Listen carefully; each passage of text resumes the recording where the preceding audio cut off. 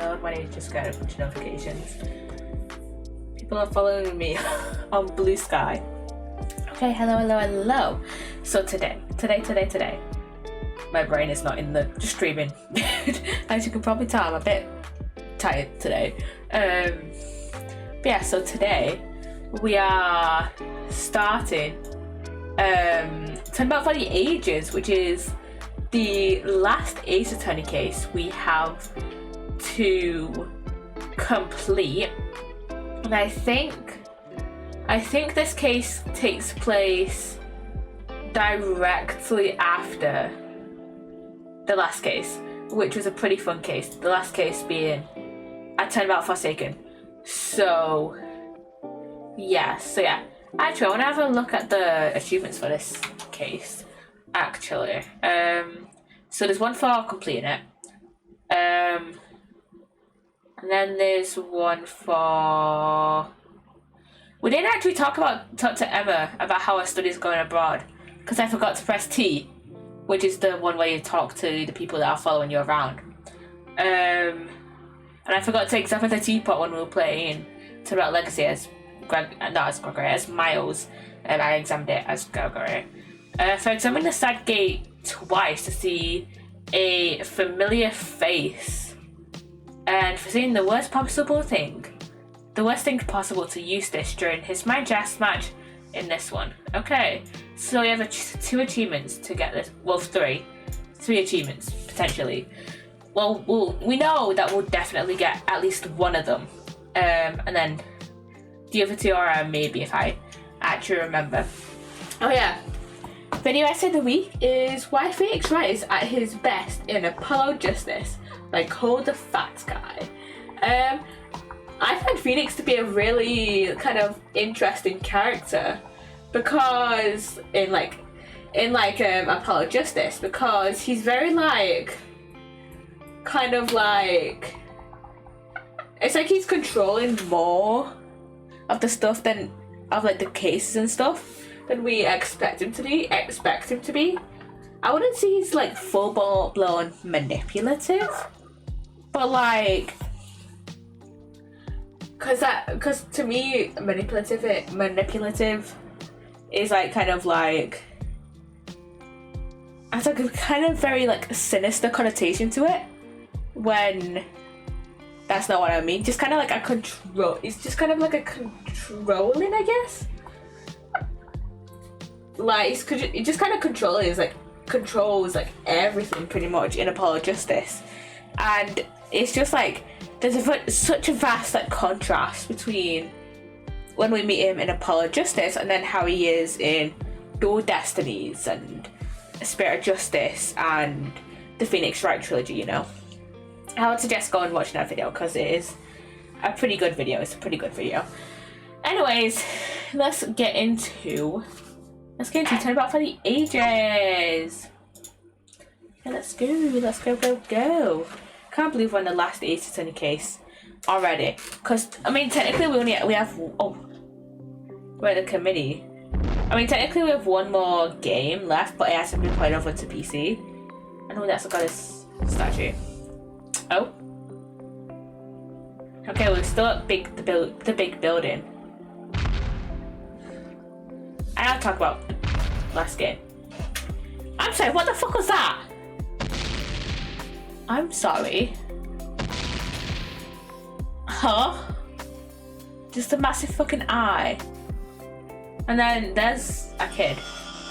I think that's the kid we saw in Turnabout Legacy, when we were playing as Miles and Eddie. What the fuck?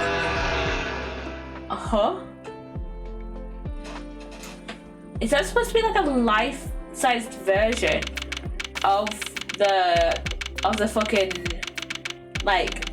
teddy, that the president's teddy, you know?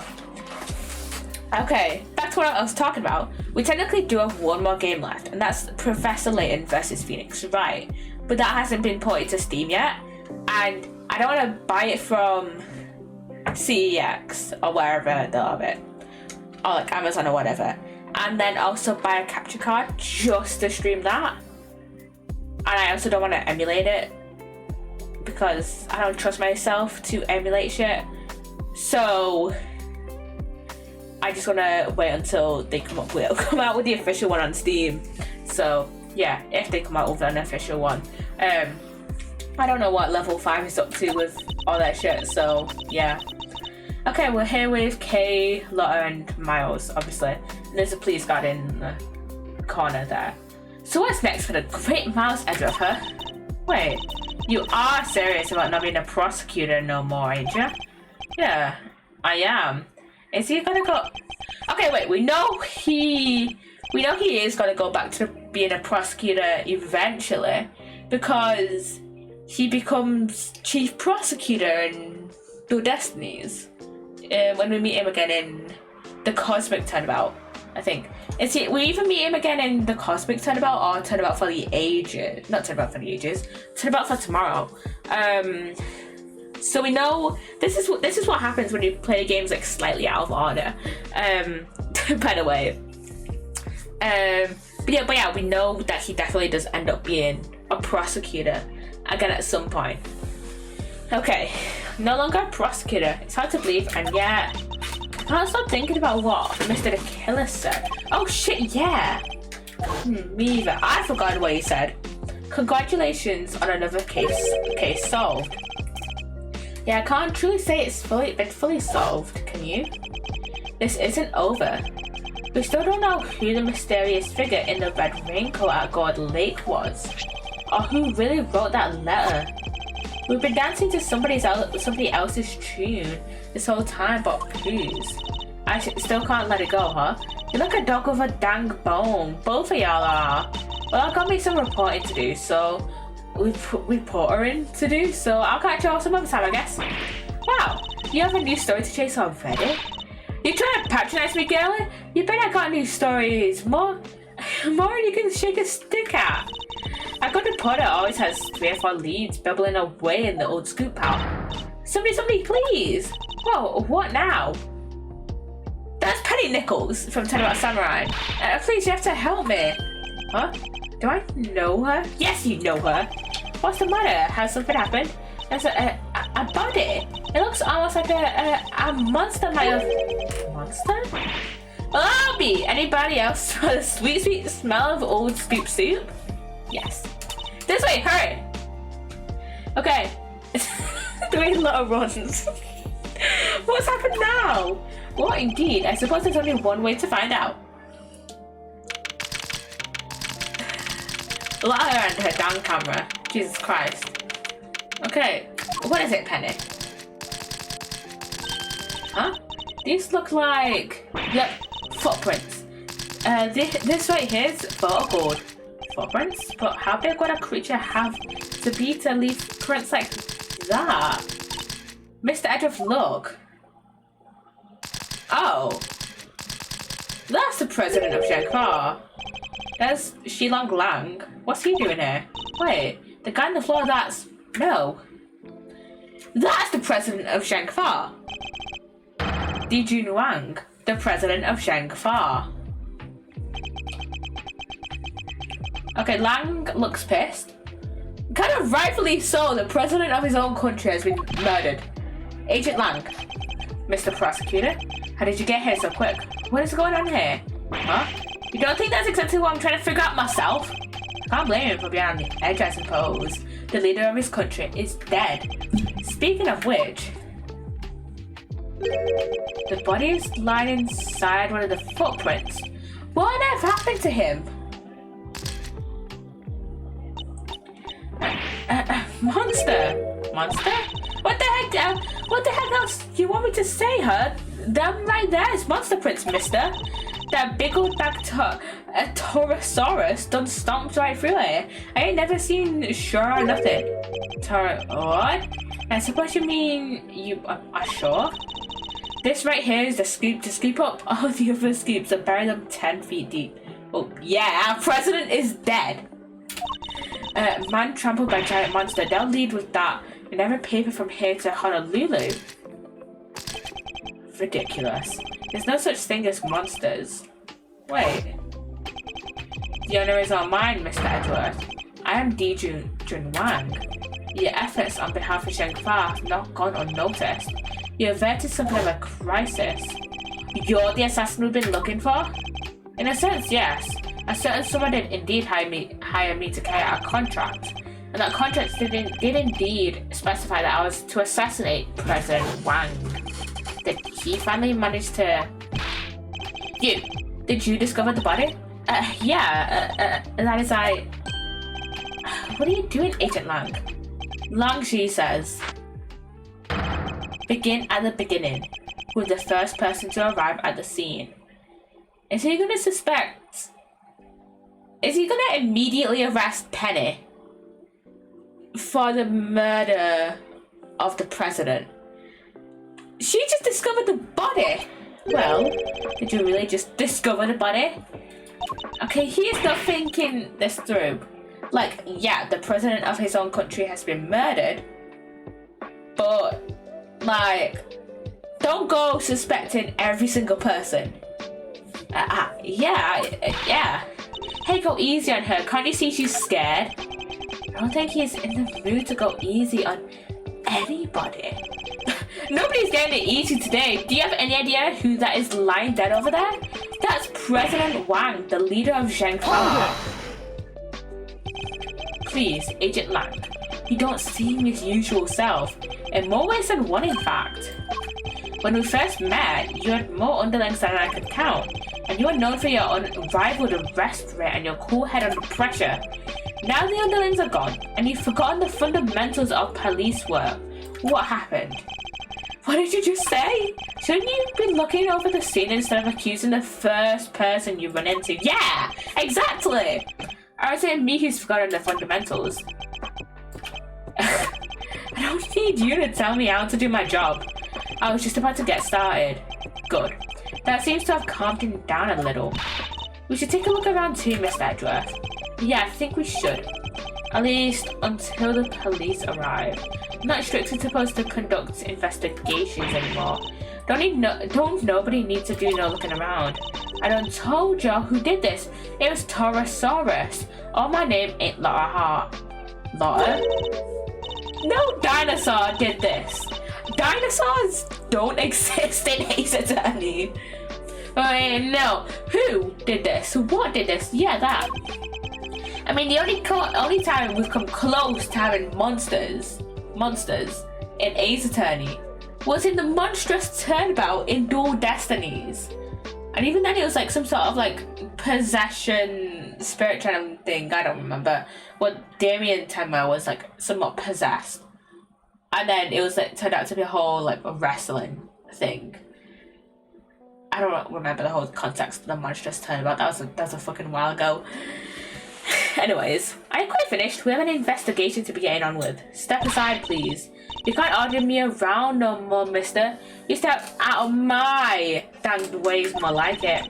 You'll mess with this here stupid man and there'll be heck to pay that and then some. Excuse me. The woman who found the body. Where do I know her from? Again, Turnabout Samurai. You're Mr. Edgeworth, right? Do you remember me? Yeah, of course. We met at that case. No way! You two know each other? Yeah, as a matter of fact, we do. From somewhere. Great to meet you. I'm Kay Faraday, Mr. Edgeworth's assistant. Well, I never knew you had your adorable little assistant. I'm Penny Nichols. I work over at Global Studios. I'm in charge of props. It's nice to meet you. Ah, of course. One of my old cases involved a murder on the set of a Steel Samurai movie. She was a member of the crew and provided some key evidence. Our paths must have crossed several times while it was all going on, and yet I'd completely forgotten her. It's good to see you again. So if you're here, I guess that means... That's right, we're here on location filming for Global Studios. It's kind of a big feature to tell you the truth. I was first in today, wanted to make an early start, but then I noticed something was wrong. The footprints and the body. We'll take a closer look at the body in just a moment. In the meantime, can I ask you to notify the police? Yeah, of course, right away. Why did her name just change to assistant instead of Penny or Nichols? That doesn't make any sense. I need to speak to her at length later, a little later. But first, let's go over the scene. There's plenty to look at besides the body. I need to examine everything in detail. Okay, I know that there is an achievement here, I think. Miss Knuckles, where does this exit lead? That onto the grounds of the building. Yeah, another case with direct ties to that same building. The building of the hidden 51st floor used to store the lots for illicit auctions. I guess it wouldn't be much of a surprise if it turned out to be hiding yet more secrets. Huh, look at this chain and padlock. Oh, look at that, somebody cut the chain. They did? I'm sure it was still intact when I left yesterday. I'd say it's possible that this is where the killer entered from. Yeah. What's the matter now? Look at that huge dent. How did that get there? You're right, that is a big dent. It would have taken a sizable object to make it, and a heavy one too. That wasn't like that yesterday either. It wasn't? I guess that means the dent must have been made last night at some point. Okay, we can examine this again, I think. So the grounds of the building lie beyond this gate. So look at it from here, you'd think it was just an ordinary building, huh? And there's no one really special around to speak of either. Phoenix and Maya.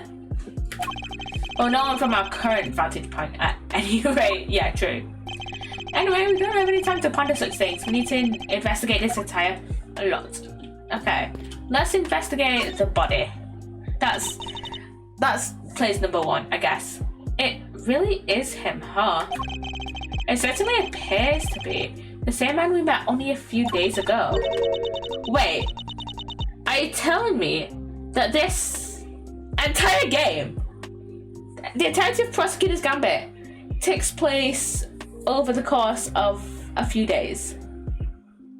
Jesus fucking Christ. That's a lot of a few fucking days, man. I mean, granted, we had to talk about Legacy as well, which, you know, we went back into the past for 18 years in the past. But still. So this time, the president really did get assassinated. If that is what happened, the assassin certainly chose an attention-grabbing method, especially next to a movie set as well. I must scour the scene and inspect anything that catches my attention. Okay, the first 2 things I really notice, other than, you know, the footprint and, you know, the body, are, you know, this white powder in the middle of his soup, and then this horn thing here. Let's examine that first. Huh? What's this white thing here? Wait, it's a bone. Does that mean 2 murders? It looks more like a horn than a bone to me. I mean, aren't horns made out of... No. I was gonna say aren't horns made out of bones? No. But I don't think that's technically true. Cause I know they're not technically the same, but I know elephant tusks are ivory. So I doubt that horns would be made out of bone. So, what are rhino horns made of? Rhino horns made of? Oh, keratin. I think. Oh, and what's keratin? Keratin. Type of protein found on epithelial cells. Helps form tissues of hairs, nails, outer layer of skin. I swear keratin is found in bones though. Alpha keratin is a type of keratin found in vertebrates. Key structural material making up scales, hair, nails, feathers, horns, claws, hooves, outer layer of skin. Don't they make up bones though? I swear keratin makes up bones.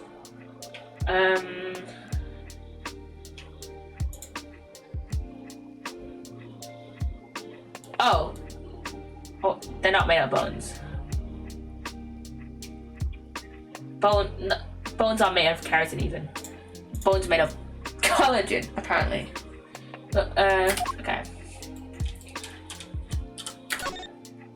No obvious wounds, but he's definitely not breathing. Maybe he fell to his death, maybe? So it really was a monster. Trampled by a giant creature? Impossible. Trampled. Huh? There's something stuck to the front of his clothes there. Yeah, speckles of a yellow substance. I bet it's monster drool. Yeah, that must be it. Please, Kay, can you at least try to be sensible? We need forensics to tell us what it might be. Alright, that looks to be pretty much everything that the body can tell us for now. I better note it all down. Okay, we'll put that in our organizer. Okay, and then we've got the footprint as well. The body's surrounded by pieces of smashed up concrete. Yeah, they looked to have been thrown clear when the ground was broken. Phew. Sent flying by the mighty impact of a giant creature's foot. Wait, what sort of movie are they filming today, actually? Cause what if they just have like a prop that's just like a similar size to that foot? Sure, assuming this was the work of a giant creature. Just look at the shape. I know a hoof when I see one. There's only one thing that could possibly be the footprint of an enormous, terrifying beast. And it's not just the one, there are 3. Yeah, but you know that's impossible, don't you? You know that monsters aren't real. Sure, I probably know that somewhere deep down, but it's way more fun to believe they are. Our job is to pursue the truth, Kay, not to believe what feels most fun in the moment. Yeah, Kay. There's also... Okay, I think that's just smashed up concrete, but it kind of looks like chalk from here. So, I think that's all we can examine for now, the horn, the body, and the footprint. I think that's it. Okay, I guess next there's Lotta. Lotta or Penny? Who should we talk to first? I guess maybe Penny first and then Lotta. I'm sorry, I got a little upset before. You were working here alone? That's right, I came before everybody else so I could get everything ready. But as soon as I walked through the gate, I saw the footprints. The monster prints first thing in the morning. It must have been a real shock. It was. They weren't there when I left yesterday evening, I'm sure of it. So the footprints must have appeared late last night. At first glance, I thought maybe they were part of the set, but then I got close and I saw that somebody was lying in the middle of one of them. Didn't notice until you were right up close. Yeah, my eyesight just seems to be getting worse and worse lately. I think I need new glasses. I didn't notice it was a body until I was right by it, which is why I got so shocked and ran away. That must be when we bumped into her. Yeah, so it must have been recently.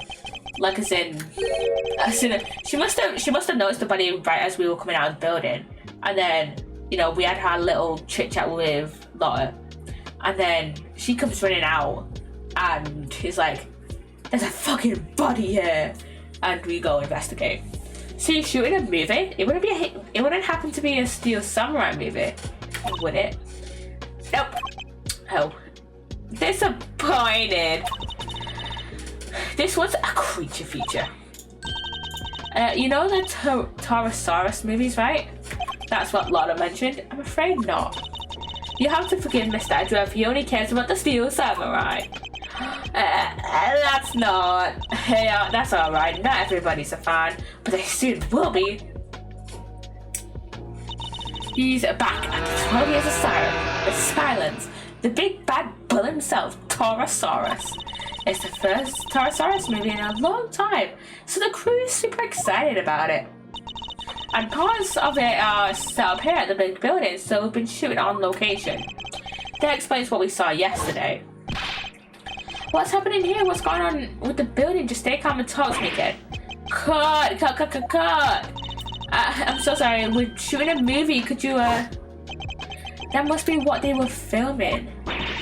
So does Torosaurus smash the big building to pieces in the movie? I bet he does, right? Wouldn't you like to know? But you just have to wait to find out in the theatre. Yeah, you can have this if you like. Oh, thank you. an epic rivalry is born. The legendary Ptosaurus versus Gordy. Gordy? Huh. That's not how I expected Gordy to look like. I thought Gordy was, like, basically Loch Ness. Basically Nessie. That's right, it's not just Ptosaurus on his own this time around. He has an arch nemesis. You know Gordy, right? The monster from God Lake? Oh yeah, wasn't everybody talking about that a couple years back? Uh-huh, yep. The mysterious creature in the lake. It showed up in that one couple's photo. And not only were people talking about it, it played a major part in one of my cases. Talking about goodbyes, where you were the fucking suspect, Edgeworth. Not even too worried about hearing it again. The director's the director's fascinated by the stories, which is how Gordy wound up in the movie.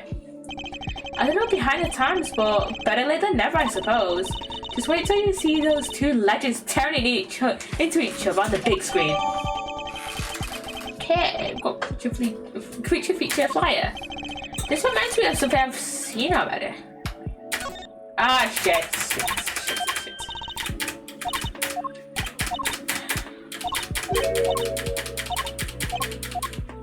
Okay, let's ask about the front gate.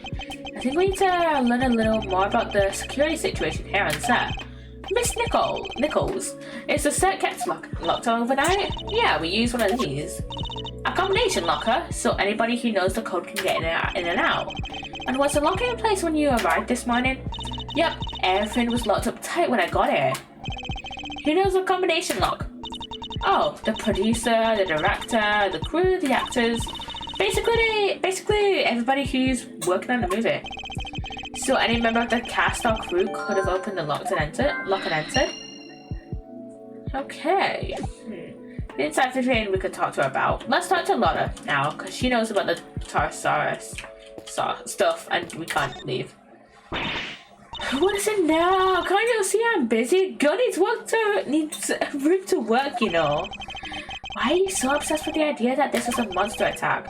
Monsters don't exist. Surely even you know that. Wait, was Turnabout Goodbyes the first time we ever saw Lotta? Was Lotta even in Turnabout Goodbyes? No, she was. She was in Turnabout Goodbyes because she was trying to snap a picture of Gordy. Was it Turnabout Goodbyes she first was in? I'm checking. I think it was. I'm pretty sure it was Turnabout Goodbyes, the first case she was in.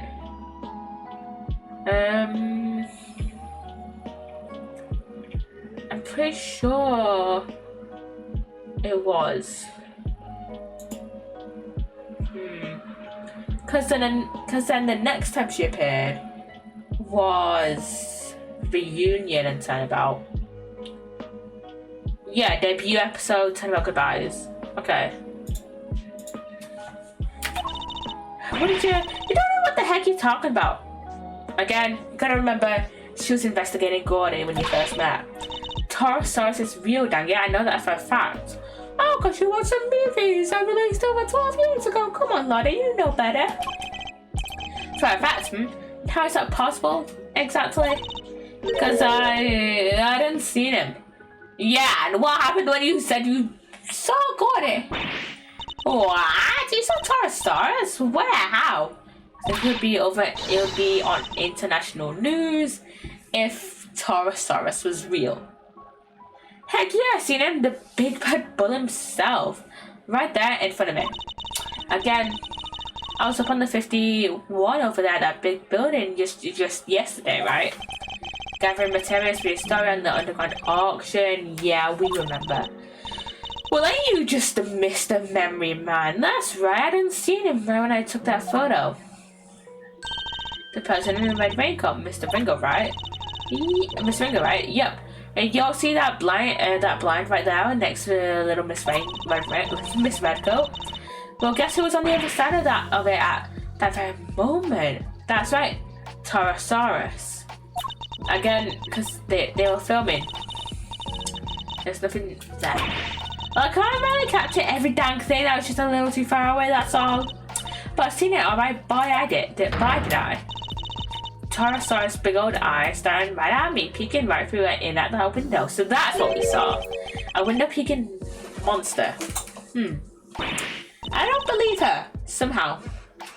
Anyhow, I don't got time to be shooting the breeze with y'all. I got snaps to snap, reportage to report, quick bugging me, will ya? Go on, get. That entire story was ridiculous. Yeah, you don't have to tell me twice. You didn't believe a word you said, did you, Mr. Edgeworth? Is it that obvious? Not really. Okay, let's examine this. What the fuck is this? What's this big metal stick thing? Is it for climbing trees or something?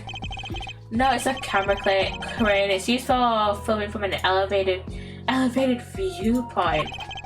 There's no cameras currently attached, but it would usually be positioned at the top of there. God, it sounds perfect for casing a place before a burglary. Mind if I go ask somebody about borrowing it? And how do you propose to transport it if the answer is yes? Easy, take the bottom part, I'll take the top. So I'm helping now. Great! So not only did he quit his job and is no longer a prosecutor, he's also now a thief. Thief in the night. And if we go one little step at a time, we're back at your place before we know it. And we're walking it back to my house. Come on, Kay. Think, use your brain cells. Okay, what the fuck is this? Hey, these are those plastic sheets you can put down when you have a picnic. They're plastic sheets, that much is true. But I don't think that's what they're used for in this context. Want me to explain, Mr. Edgeworth? Those are waterproof sheets. We use them to protect the camera when it's up on the crane. If it starts raining while we're shooting, we can just cover up and keep going. I see, so they must be pretty big, right? Oh yeah, they have to be able to cover the whole rig. Wouldn't be much point using them otherwise. The weather was pretty patchy yesterday, so we wound up using them quite a bit. Interesting. Interesting indeed. Okay. And we have this guy. This thing in front of the trailhead. It looks like a monster costume. What? That's a costume? You sure this creature that made these huge footprints didn't just shrink or something? Perhaps I didn't make myself clear. This thing in front of the trailer here, it looks like a monster costume. Costume! Come on, Kay. Use your brain. Use your brain. Like what I'm just about to do. Okay, so we got... Okay, side chain core and combination lock? The combination lock was... Yeah. Yes. The combination lock on the gate leading to the plaza was intact when Miss Nichols arrived.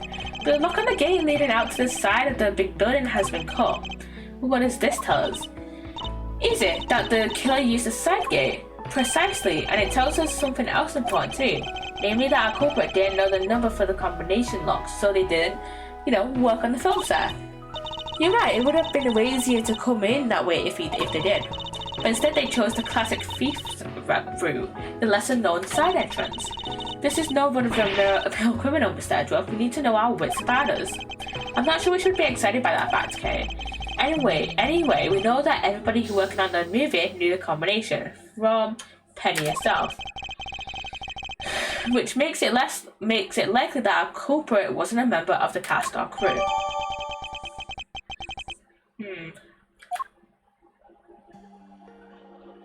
Okay, I don't think we have multi-stopped identity defense and 3 footprints. Those don't go together, really? So I don't know.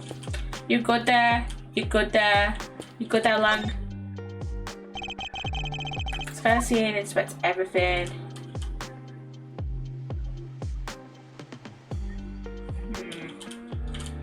That horn, I swear that might be from the Taurosaurus. Yeah, I think that's some Taurosaurus. Wait. No, I was gonna say, is that from the president's teddy? But that's too big to be from a teddy. This could be one of Taurosaurus's horns, couldn't it? You're right, it totally could. Maybe it's part of a prop from the movie. If it is, it must be from something pretty big, judging by the size. What's he doing on the ground here? We should ask one of the crew. Maybe they'll know. Let's go ask Penny then. Penny! Hello. Okay, broken horn. It's on. Do you recognize it? Huh? Oh, that's part of one of the Pterosaurus's horns. It's from a model we use for promotional stuff. Where did you find it? On the ground near the side entrance. That's weird. We keep a replica of Pterosaurus's head up on the roof of the trailer over there. And it's quite large, I assume. Oh yeah, well, not as big as the real thing, obviously, but it's still pretty big. It's just up there. See it? Oh, I did not see that, no. That's fucking massive. Right there. That really is big. Yeah. But then if it came down from there, and that's fucking massive, maybe that has something to do with the fence, maybe. Ooh, I'm just checking this Discord ping. There we go. Both the dent in the fence and the broken horn weren't there yesterday according to our witness, which leads me to wonder, wait, you think that giant Taurosaurus head could have... I do. I think it could well have rolled off of the trailer roof and landed in the lot below. It seems more than possible, and it also means... Has it stopped on Taurosaurus head?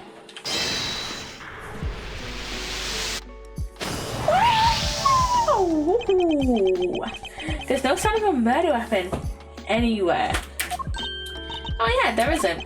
Now this is still only a possibility. But if the Taurosaurus head somehow fell from the roof up there, yeah, that could kill somebody for sure. Miss Nichols, would you mind if we took a look up on the roof of the trailer? You wanna go up there? Sure, I don't see why not. I love that, like, Penny is just like, yeah, do whatever the fuck you want, you're a prosecutor, when we literally gave in our badge, like, last case. Why is my webcam being silly? What? It's been fine for the past half an hour. What? Why is it issue? Maybe I need to replug it in.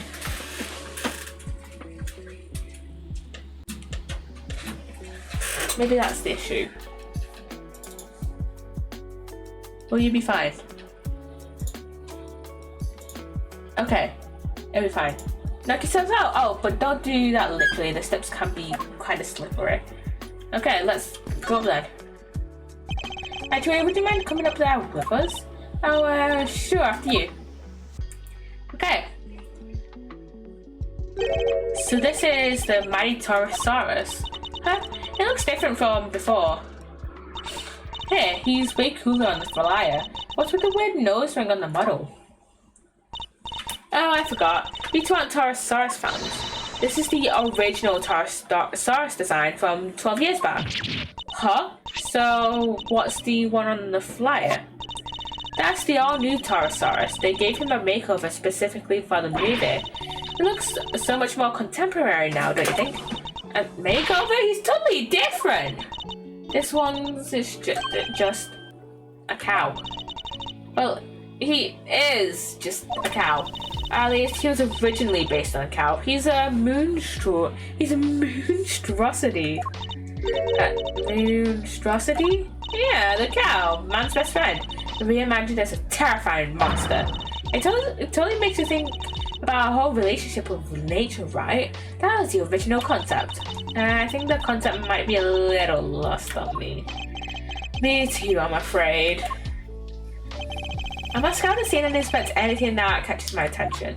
Okay, the broken horn. The model was made for promotional events, stuff like that. So people would remember the old Taurosaurus and realize this was a reboot.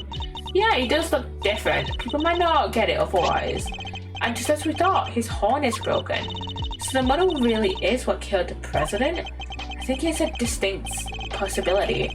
But there's one thing I quite don't understand. What's that? Miss Nichols, the model looks very heavy. How do you move it around? Oh, it comes apart. If you know the trick, it's not too hard, but I guess if you didn't, you might struggle to figure it out. If you happen not to be a member of the cast or crew, for example, once it's in pieces, could one person move it? Oh yeah, even I could. Maybe not very fast, but I could. Okay, interesting. Okay. I'm sure I remember that face from somewhere. Hey, Mr. Edward. I know this cow. Funny, I was just thinking the exact same thing. We know it from the president's plane, of course. And from the auction. So President Wang's plushie was a soft toy version of the original Taurosaurus. Can this really be just a coincidence? I don't think so. I don't think so. Okay. I've got a broken table as well. It's a wooden table sadly collapsed. Parts of it are badly scorched. That's weird. The head should be on that table. But the legs are broken. Guess Taurosaurus isn't going back on there now. Yeah. The scorch marks look particularly bad where the legs snapped off. I think there might be a fire up here. Do you think that's what happened to the legs? Yeah, and when the fire had burned through the legs, the table would have collapsed and the head would have fallen down onto the ground below. You're right, the fire caused the head to fall. But how would it have made a footprint like a hoof mark? And also, why was the president on a random film lot at night when none of the cast and crew were there? Indeed, and I also happen to have an idea about how the fire may have started. Those kinds of paint thinner by the heater are pretty flammable. No great place to keep them. Oh, you're right. I'm sorry. I'll make sure somebody moves them. But the stove didn't get used yesterday. Not while I was here anyway. Which makes the question of what could have started the fire all the more interesting. Yeah, that confuses me. Okay, we can't examine that. Yeah, I think I can probably throw that little baby over my shoulder and carry it around out of here. You don't think of stealing it, are you, Kay? No, I was just thinking if I could just carry it around with me. She's thinking of stealing it. And every time you shout, objection, I can light you up with it and make you look super cool. Yeah, I can picture it now. You look amazing. Well, do I get the job? Where do I start? Hopefully, never. I mean, he ain't even a prosecutor anymore. There's heat here. Do you think it's to keep the crew warm or something? I'd imagine so. It's spring now, but the evenings can still be pretty chilly. It really gets in your bones. Oh, come on, mister. If you can't start talking like an old fogey, you already look like one. You have to talk young and bright and happy.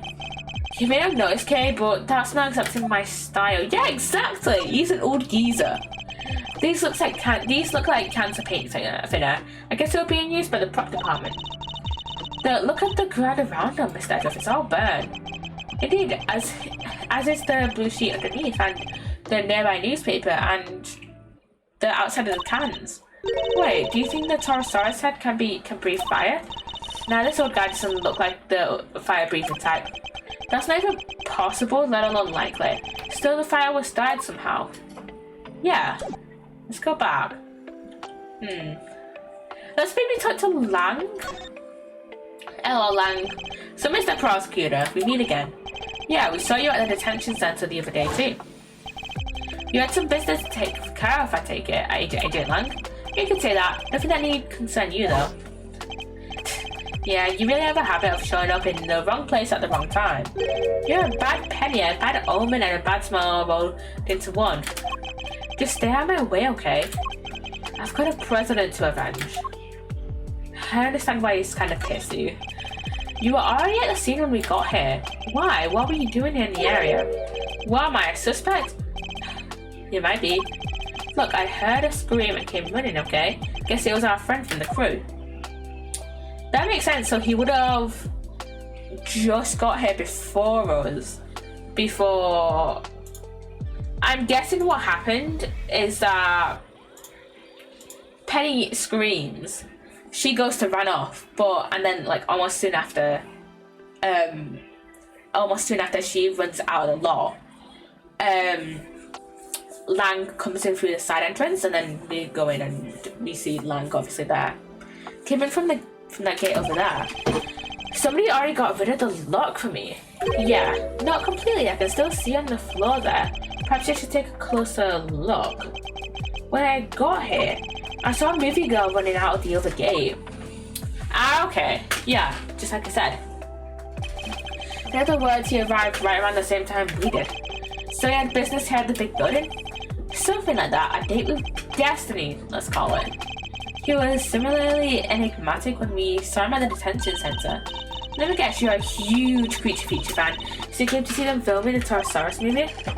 Creature Features? What do you think I am? Not the type of person who thinks a creature might have done this, I hope. Okay, President Wang.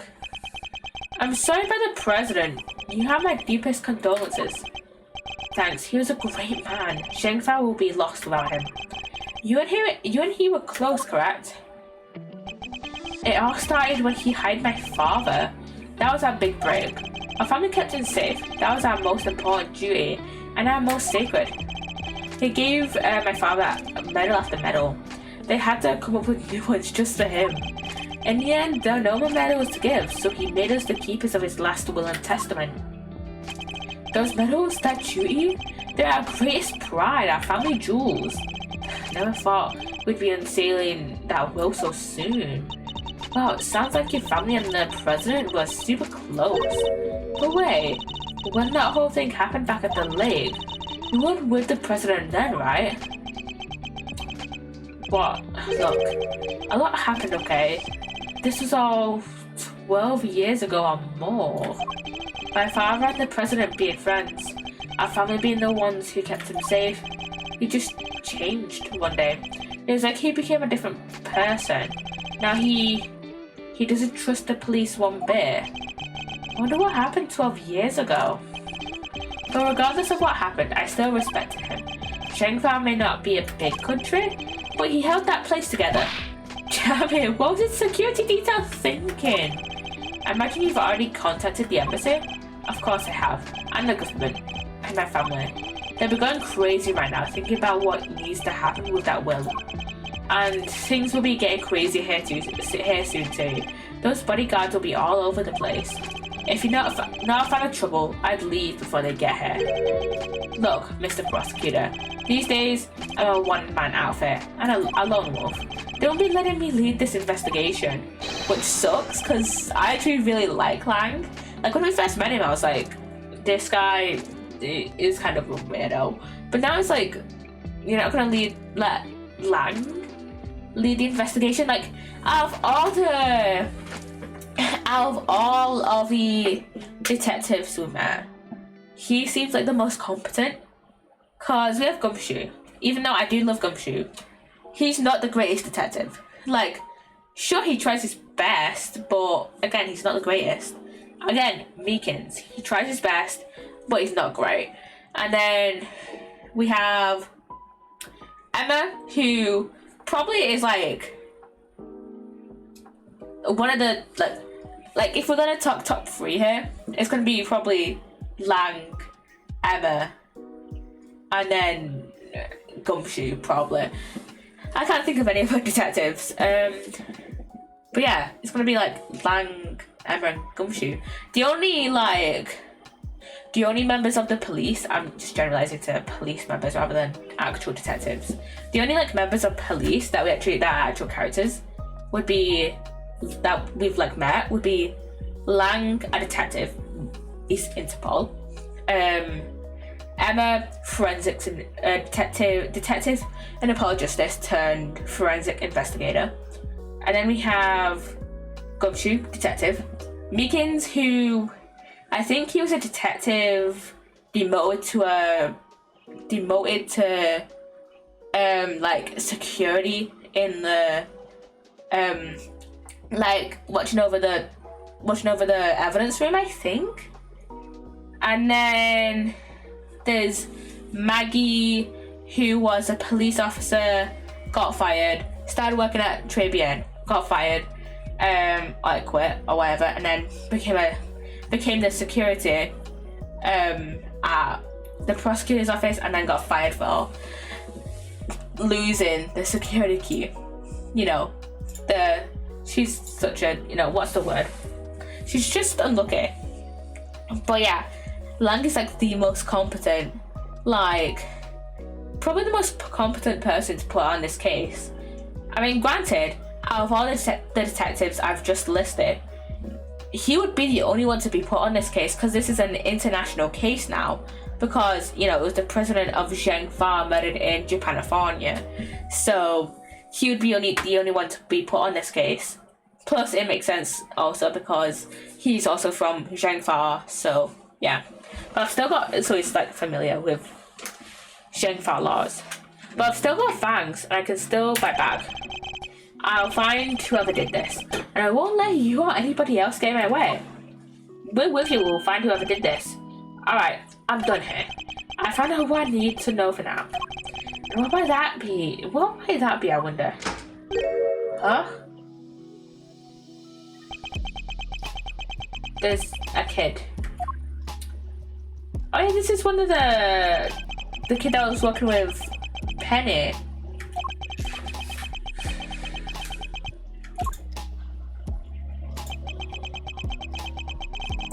Move forward, man. What did you say to me? You need to learn some manners, kid. He's just chugging. Why is he chugging milk? What the fuck? No. You need to learn when you're in the way. Quit whining and get out of here. This is a spoiled brat. What the? I'm so sorry about him. Sean, apologize to the nice man. Thank fuck for Penny. Come on, Sean. You know you can't speak to people like that. Whatever. Who the heck was he? A policeman, that's who. Why would you antagonize him like that? I thought there was gonna be trouble for a second there. I don't think I've ever seen anybody stand up to Agent Lang like that. Yeah, she looks fucking pissed that this kid was like, hey, fuck you. Let me introduce you all. Everybody, this is Sean Fenn. He's the star of the movie we're making. The star? This little boy? Hi there, I'm Kate Faraday. It's great to meet you. Sean, this is Miles Edgeworth. He's a prosecutor. A prosecutor? Out of 5 minutes. That's right, and a pretty famous one at that. If he's a prosecutor, where's his badge? He certainly doesn't pull any punches. Like, none. Like, one prosecutor wears his badge, and that's Eustace. Yeah, might not wanna get too close, Sean. She's right, it's no sight for a child. But he's involved in all this nonetheless. I'll need to speak with him. Yeah, come on, let's talk to Sean. Hello, Sean. It was Sean, wasn't it? Do you mind if I ask you some questions? Are you really a prosecutor? You just look like an old guy to me. I mean, to be fair, I am old guy charm, I'm sure. I mean, to be fair, he went grey at like 10. So I understand why he gets called an old man. Badge first, then we talk. I don't have my badge right now. Then how do you expect people to believe you're a prosecutor? He's not the friendliest, huh? You want me to try talking to him? Why not? I doubt it could hurt. I never was good with children. So you're an actor, right, Sean? Yeah, so what? That's amazing. You're so cool. It's not that big of a deal. Kate's approach seems to be having an effect. So, those horns are yours? Yeah, what about them? Well, those, the makeup department made them. The character he plays has a special psychic link with Taurosaurus, and the horns allow him to communicate with his giant friend. It's not right, Sean. Just shut up, will ya? They don't need to know all that stuff. Does he not understand the concept of that this is public and this is a public movie? Huh. Sorry. Well, the power dynamic here seems pretty obvious. Still, it's kind of amazing, huh? The lead character in the movie. Well, you're still in an elementary school? That's crazy. Oh.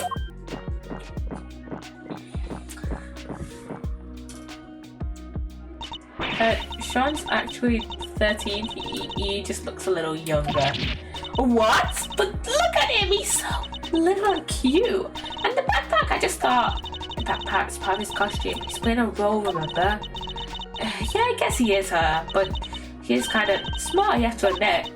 Now we try not to talk about that too much in front of him. I said, stop telling people stuff they don't need to know. Damn. Pissy 13-year-old. Chill the fuck out. I'm sorry. So it's all part of the role, except for the car and milk, maybe? President Wang, the dead guy. That's the Prez, right? Yeah, you know him? A little. I met him once. He's meeting with presidents now? That was a real piece of work. You can't say that, it's not nice. What's so bad about him anyway? To be fair, Lang did say that he had changed one day. So maybe that's what he was referring to. Maybe he was like kind of just turned to be like all rude and shit. I don't want to talk about it. Fine, I guess. President Wang was working with us on the movie. Working with you? How exactly? In a park, just a cameo, nothing big. So just like, I really don't want to make this comparison, but just like Trump in Home Alone 2. So he came to look around the set one time. That would have been when Sean met him.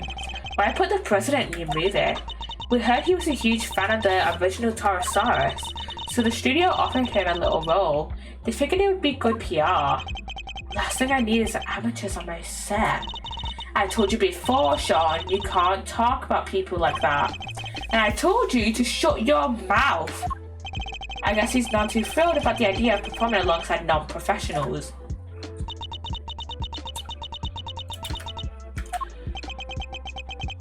Oh, hey, what's this? Oh, hey, from yesterday? A photograph? Yeah, I just got them printed. You can keep them if you can keep it if you want. Wow, it's such a great picture, and you brought it especially for me. That's so kind. Thank you. No, I just happen to have a spare. That's all. I hope you don't mind me asking, but can we take a look at it too? And I started soon, by the way. Oh, sure. Yeah. Okay, that's Penny, that's Sean, and then there's Taurosaurus. So it's taken yesterday. No footprints, and certainly no body. Okay, we have the behind the scenes photo. And we just completed the investigation just about when the ad has started, pretty much. I need to take a drink.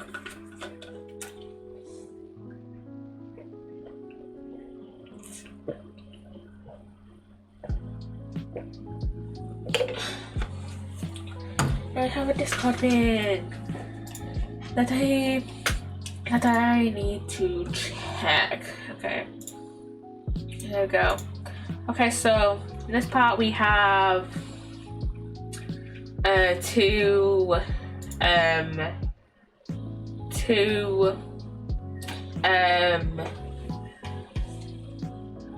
witness testimonies with Lang. And then the next part we have so much. We have mind chests, we have an investigation with two mind chests actually. We have investigations mainly. So yeah, I think we'll be doing 2 parts today, and then maybe 2 parts next stream, like 1 or 2 parts next stream, and then finishing this case next week, and then we'll be all done for Ace Attorney for now. You know what I really want? What's it? Professor Layton versus Phoenix Wright to be ported, because, like, first of all, I'm a big, as you can tell from the, amount of streams from the past, year, I really like Ace Attorney, and it's also the only Ace Attorney game that I haven't played, and it's like the only one yet that hasn't been ported to PC. I mean, it would be the shortest game, sure, but also that's, if you think about it, technically it's not the shortest one we've played. Would be Apollo Justice, but then again, if we're talking about like re-releases, then the Professor Layton versus Riot would be the shortest one, because all the re-releases have been trilogy and trilogy or duology collections. So if you think about it like each individual like game, then it'll be the shortest one. Will take probably like 20 or 30 hours based on how long the other games have taken us. And welcome back from the ad, by the way. I want to actually look, how many hours do I have in this? I have 58 hours so far, and we're on the last case. So yeah. Okay. Alright, I think that just about wraps up our preliminary investigations. So he was killed by a falling Taurosaurus head. At least that seems the most likely explanation for now. Came down round top of him, huh? Lank is here, back with his men. Oh shit, he told us to like fuck off basically. Well, they took their time, but here they are. Police, bodyguards, the whole gang. Mr. President! It's a little late for that, don't you think? Curses, who did this? Whoever it was made a big mistake. But I promise you this. They'll pay. I'm on their trail already. What? What do you mean? Our president may have been murdered, but that doesn't mean that extraterritoriality applies. The local police have jurisdiction. Luckily, I know the right people to talk to. And I just got myself second to the case. Lowly one-man outfit or not, I'll be working this one. It sounds like you already have an idea of where you'd like to focus your inquiries. More than that, I've already caught scent of my prey. Take a look at this. It's a printout from a security camera on the viewing platform at the top of the big building. Okay. Verity. It's pointed at the elevator that leads onto the roof, so it records everybody who goes up there. And in this particular case, it recorded the president and his murderer, clear as day. He's suspecting Verity Gavelle. Judge Gavelle. The one who has been like, oh, the goddess of justice will shine down on this case. That Verity. I'm sorry. What? What was Judge Gavelle doing there? He suspects her murder? Mr. Edgeworth, I entrust my offering to the goddess to you, so that you may use it to call her final judgment onto Excelsior's winner. But murder goes against everything she believes in. Yeah. What? What is he suspecting Verity? Agent Lang, perhaps you could explain your thinking on the matter a little further? Yeah, you can't really base it off security camera footage in this instance. I heard a little rumor while I was over at the big building. It was about you, Edward. You're not a prosecutor anymore, are you? Which means you don't have jurisdiction here. But you want to cross-examine me while I explain my thinking? Why would I agree to that? Curses, he heard. Hey, don't be like that. You're the one who was just talking about being a lonely one-man outfit. You know what? Maybe it should be you explaining your thinking to me. How come, even though you are not a prosecutor, you're still sticking your nose into this case? It's a valid question. Why am I still here? Perhaps I can clarify that with a question of my own, Agent Lang. Why are you so desperate to catch the person who murdered President Wang? Because above all else, you're an investigator, correct? I'm desperate to catch a certain somebody myself. A person who orchestrated a murder at the big building yesterday. A person who put Kay's freedom in jeopardy, who put her in grave danger. That person is out there somewhere right now, looking in the shadows, laughing. And until I uncover the truth and make that person pay. It doesn't matter if I'm a prosecutor anymore. I'll keep fighting. Find the truth and don't give up until you do. That's a rule I live by.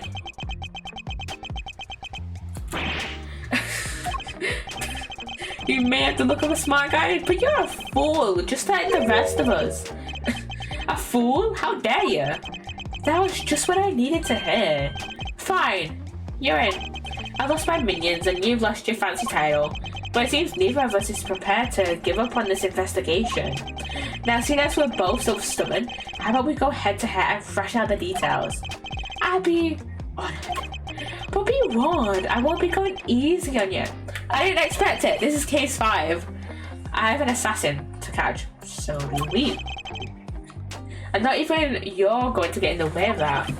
Of course, I'd expect nothing less.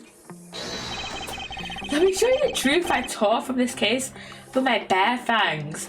Yeah, but you stood there the entire time just staring at the body while we actually investigated the whole lot. What the fuck do you have? Alright, so this judge friend of yours met the president up on the roof. Okay. And then she pushed him, and he landed right here. This all happened the night before last. The people had all been cleared from the viewing platform, so it was just the two of them up there. And that pretty much sums it up, no doubt. She killed the president. They went there completely alone? No bodyguards? None. I checked. His security detail had no idea he even went up there. He must have gone in secret. Maybe it was a conversation they didn't want anybody to hear. But what kind of conversation? How were the two of them even connected? Seems the president spoke to the owner of the building ahead of time. He had him set aside the viewing platform just for the two of them. And it was the president asking. I guess the guy wasn't about to refuse. So the last person to see the president alive really could have been. Yep, Gavelle. Did you see what her name was? Huh, her. His argument certainly isn't complete without merit, but I noticed at least one glaring hole in his reasoning. That's where I need to focus my counterattack.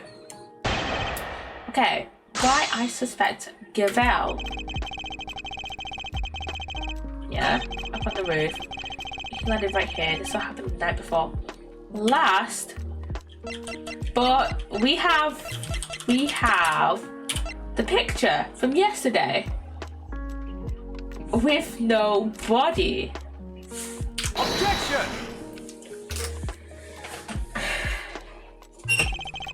Shi Long Lang, former star agent of Interpol. How the mighty have fallen. What? Take a look at this picture. It's a behind-the-scenes shot of some of the cast and crew. Look at those smiles. Well, maybe not Sean's, but you know what I mean.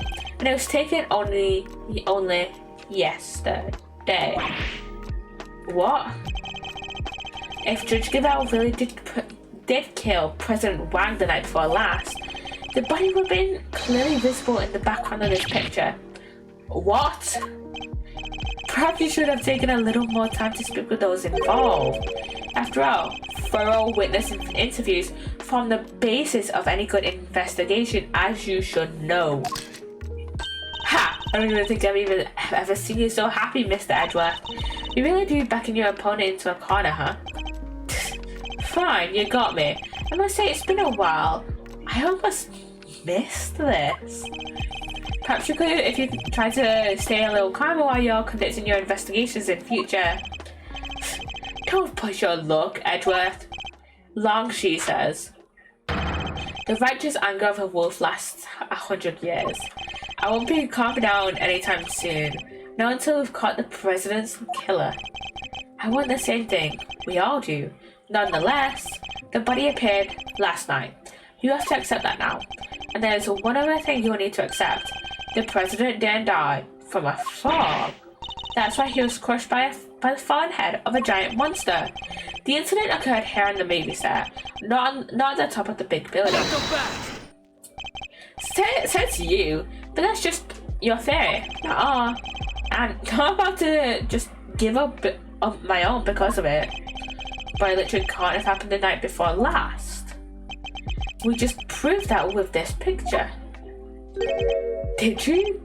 What if your friend Gavelle pushed the president off of the big building the night before last, and then came down here to the movie set and hid the body somewhere? Here? But where? There's all kinds of stuff down here. Costumes, equipment, you could hide it anywhere. And then come back a day later, last night in other words, and take it out again. We just need to check the lot for trace evidence. We'll soon find where she put it. You would smell the body decomposing, though. You're telling me that the entire cast and crew didn't notice the smell of a rotting corpse in a costume or in a wardrobe or in like a crate or a box or something? If there was a rotting corpse, Penny would have said something about finding the corpse. But no, she deliberately said that she found the corpse. Like, she would have said she found the corpse yesterday. But no, she found it that morning. This morning. Meaning that that the president must have died last night. There won't be any need for that. What? This piece of evidence proves that Judge Gavelle can't have hidden the body. Okay, where is it? What am I looking for? Here. Take that! Both entrances to this lot were locked, and we already know that the chain on the side gate was caught only last night. Judge Gavelle had no way of getting in here to hide the body the night before last. But the murder has to have happened 2 nights ago. Why are you so set on believing that?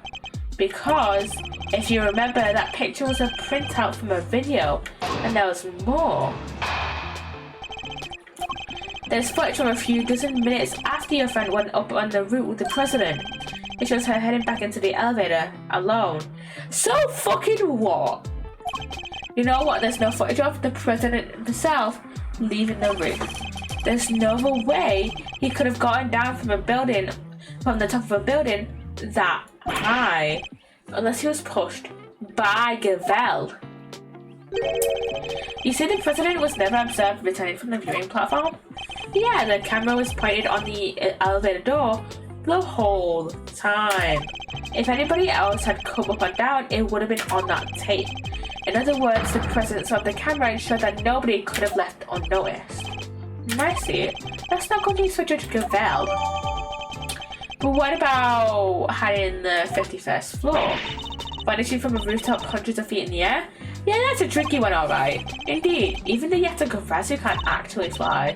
Well, not yet anyhow. Just need a little more practice. Please don't tell me you think you can learn. Okay. Footage from a few dozen minutes after your friend went up on the roof, headed back into the elevator alone. No footage of the president leaving the roof. No way he could have gone down to the top of the building that high. But it has the 51st floor. Objection!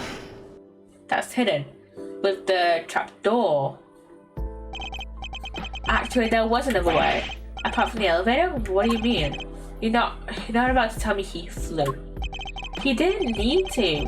It was much simpler than that. Assuming the president knew what we know, of course.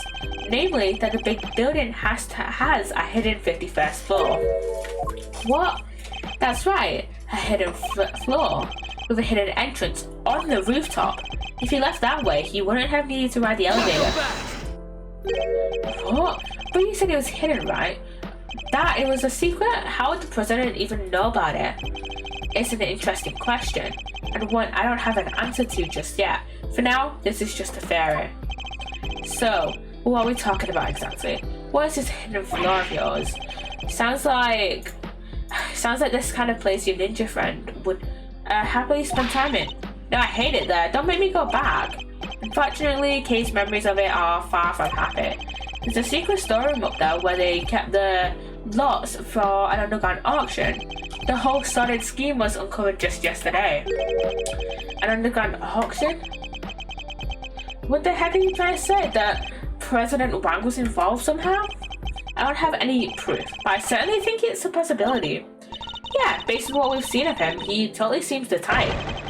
Oh, sorry. He'd never do that, not the president. Illegal underground auctions? No, he'd have nothing to do with it. Nothing. What's gone into him? I hope you two are feeling lucky, because when people start saying stuff like that, I start biting. Huh, she ran away. You know nothing, neither of you. You have no idea how much people love him, how well respected he is. Is that really true? I guess we know what lurks behind that seemingly respectable public face, but the people of Shangfang clearly don't. I wonder if I should tell him the truth about his beloved president. No, what good would it do? It would only upset him more. Forgive me, Agent Lang. I didn't mean to upset you. We spoke out of turn, both of us. I can only apologize. Apology accepted. And reciprocated. I'm sorry I got carried away. It's alright, Gay. You can come out now. Sorry. It's fine. It's not you I'm upset with. It's the animal who killed the president. Well, ain't you just a fine figure of a man? Oh, patriotic and such. Gotta tip your hat to that sort of thing. What are you talking about? Well, I've got good news for you, Mr. Patriot. Real good news. What? Ain't no way in the heck your pal, the president, moseyed on downstairs via 51. Really? I was hunkered down in that storeroom the whole damn time. I was peeled like oranges. Of course, she would have already stuck in by that point. Yep. I mean... Wait, no, never mind. I was going to say he may have been wearing a mask, but that's not possible because she would have seen him go down and then put on a mask. Thanks, that's very useful to know. Well, Mr. Prosecutor. What? Guess my theory still stands, which means I'm not budging an inch. Nobody saw the president after he met with Gavelle 2 nights ago. That's a fact. But it's also a fact that the body appeared only last night. How could the president have fallen from the roof 2 nights ago and only been found today? That seems a little slow as far as go, wouldn't you say? Sure, there are questions that still need answering. I'll give you that. Then I guess there's one thing we can both agree on. Oh yeah? What's that? The question of exactly what happened here yesterday will require further investigation.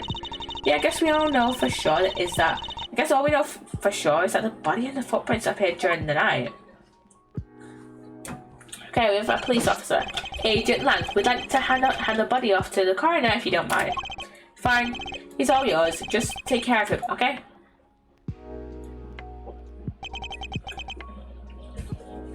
Oh, one last thing. What? We found footprints near the body. I mean, footprints in the footprint, if you will.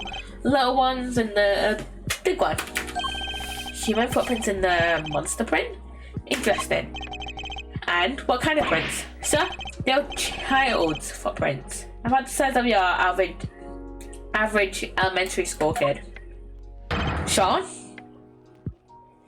Were they Sean's prints? What? Huh? Elementary school? No, it couldn't be. What now? Miss Nichols? I didn't mean to butt in, sorry. Was there something you wanted to say? What is she so scared of? There's something I have to tell you. You'll probably think it was pretty awful of me, but I'm sure it's nothing you need to be quite so nervous about. Well, what is it? Last night I came here. What? You mean you came back to the set? Why? Well, I was worried about him, so I came back to check on Sean, I mean. Sean, the boy? Makes sense. Yeah, you see, he stayed behind on his own last night to rehearse. Wow, he really takes the job seriously, huh? Well, this movie is his first lead role, and he's trying so hard to make it perfect. So she might have seen what happened last night. I remember, what time was this? Let's see, it was already after 10, I think. It looked like it might be about to rain, so I got a little worried and came down.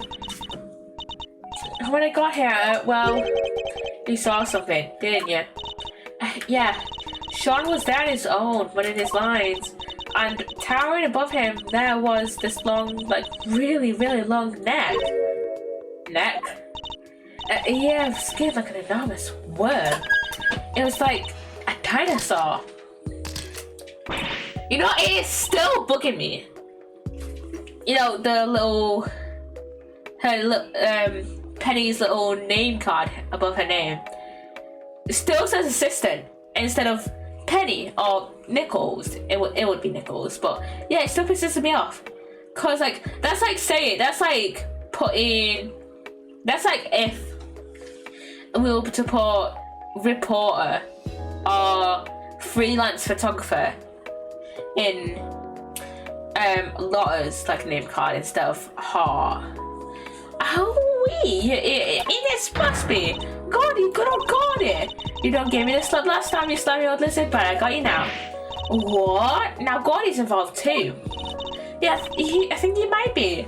I was surprised. I was surprised as you are. Yeah, why does it say assistant instead of Nichols? Although I guess Sean was practicing being a kid who can communicate with monsters. Oh dang, you're right. He could be communicating for real. Them little horn doohickeys of his.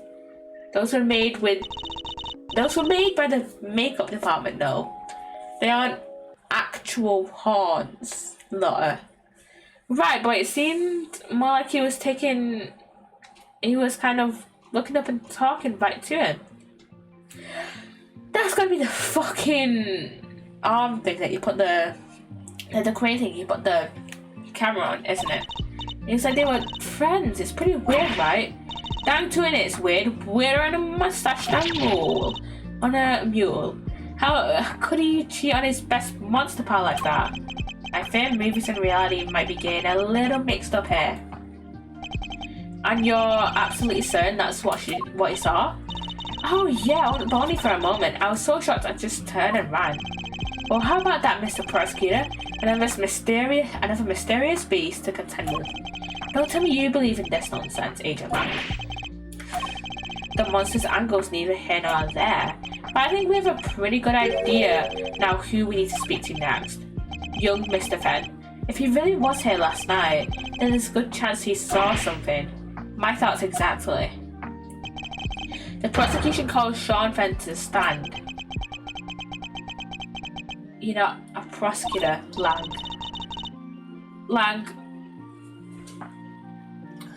There's technically no prosecution here, cause Edward quit, and no one else here has ever been a prosecutor. Lang, you're a detective. Sean ran off just a moment ago. What? We need to get after him. And why is that guy in the taxi still there? Where the fuck is he gone? I love how Lotta runs. I just love it. Where the heck did he go? Maybe he just went home? You're right, they won't be doing any filming today after all. Sure, maybe he went on the lam. Nah, you're just overthinking things, Shirley. He's a child, Agent Lang. There's no way he killed the president, not on his own. And who said he was on his own, huh? Maybe a monster gave him a hand? Maybe he summoned one of his creature feature powers to help him? Yeah, very funny. I'm not saying the kid did it. Not for sure anyway. Not yet. But he's our most important witness right now, and we need to find him. Come show! Mr. Edgeworth. Hey, it's Gummy. Oh, huh? He ran away? What was that about? Well, it just goes to show that your police force can't be trusted.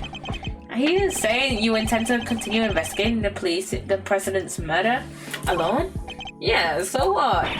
The last time we met you, you had 800 other agents helping you. Sure, but I told you, I'm a lone wolf now. You got a problem with that? Yeah, probably. You probably can't trust anyone now because of, Sheena and, Callisto, you. I don't need lackeys and I don't need friends. All I need are these fangs right here. Keep things nice and simple. No lackeys, no friends. Anyway, catch you both around. Ease off.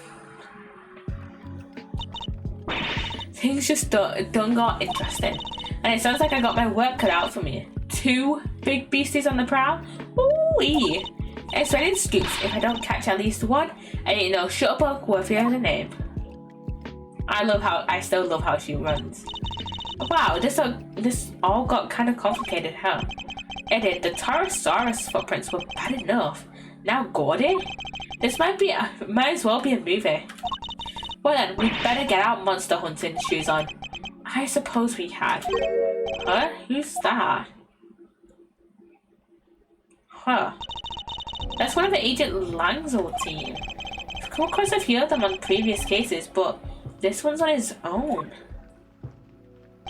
Excuse me. Oh, Mr. Edgeworth, long time no see. How could we know with Agent Lang? Shifu? He's not technically my boss anymore. Really? What happened? You remember that case from a month or so back? The Yetogarazu case. How could we forget? He made a kind of a big mistake there. The time ablaze. Came about as close to aiding and abetting a serious criminal as you can come and still keep your job. Indeed, I guess that was pretty close. Well, being Shifu, he took full responsibility, so they disbanded our team. Oh, that's harsh, but it explains why he's now a lone wolf, as he puts it. Okay, that makes sense. So what are you doing here? Well, to tell you the truth, I was worried about him. I think he's been chasing ghosts. Ghosts from 12 years ago, to be precise. What happened 12 years ago? 12 years ago? What does that mean? Sorry, I already said too much. I better be on my way. What the fuck do you mean? What the fuck does he mean? These ghosts of Agent Lang, could they have something to do with the case we're currently investigating? Well, it looks like everybody left except us. What do we do now? Good question. This heart went off monster hunting. I guess Agent Lang is busy trying to track down young Sean. Perhaps we should try investigating another angle. What kind of other angle? Somebody needs to get Judge Gavelle's side of the story. Oh yeah, you're right. What did she say again? Please forgive me, but I had better be on my way. I am to preside over the trial of Fifi Lagarde in a bit. Oh shit. I guess the trial will be beginning right about now. Indeed, I think we'd better head down to the courthouse, don't you? Alright, let's go. Yeah, I guess we better go talk to Gavelle. To be continued. Save our progress, yes. Here we go. We're back at the courthouse. And there's Gavelle. I think this is our first time seeing her at the judges podium. And there's Francisca and Eddie. Is the defense ready to proceed? You bet. Bring it on, Big G. Big G. The prosecution has been ready for some time. The original attorney in this case, Rosie Binger, was murdered, while the original prosecutor, Eustace Winner, has disappeared. So Fender and Francisca have taken over their places. Very well. Let me begin by apologizing for the delayed start to these proceedings. The crime we are here to adjudicate took place in a prison, an institution of the judiciary. What's more, the fact that the defendant was the warden of said prison carries grave implications. These two factors combined caused pre-trial preparations to take more time than usual, and then the unfortunate passing of the attorney in charge, Miss Rosie Ringer, delayed the trial yet further. But now we are ready to begin at last. Miss Defender, Miss Von Karma, the court thanks you for both stepping in at such short notice. Hey, no sweat, Rosie was your pal, right? This was her last case. Couldn't exactly say no, could I? You have to bear with me though, gang. You didn't exactly get a certain time to read the paperwork. How about you, Fran? Everything cool over on your side? It's hardly ideal for the prosecutor in charge of the case to have run off and abandoned it, but justice can't stay around waiting for him to grow a spine. The evidence has just been handed to me, so yes, I'm ready. Thank you both. Very well. Bring the accused, Miss Fifi Lagarde, to the stand. Okay, I'm guessing we're gonna catch them in a break, in a break between in the proceedings, or like after the proceedings are over. I invite the prosecution to make its opening statement. And I think like, this is the first time we've seen kind of like an actual proceedings in this game. Like actual trial, ongoing trial. Like, okay. Alright, the accused was... Let me stop you right there, darling. What is it, Miss Lagarde? Oh, I was just wondering if you could tell me something. That's something being why on earth I'm here. Perhaps the opening statements will clarify that for you. But will they, dear? Really? Fine, carry on if you must. How the fuck do you not know why you're here? You killed a guy. You killed Knight. You know this. I fully intend to, if you can stay quiet for just one moment. The murder in question happened at the prison where Miss Lagarde worked as a warden.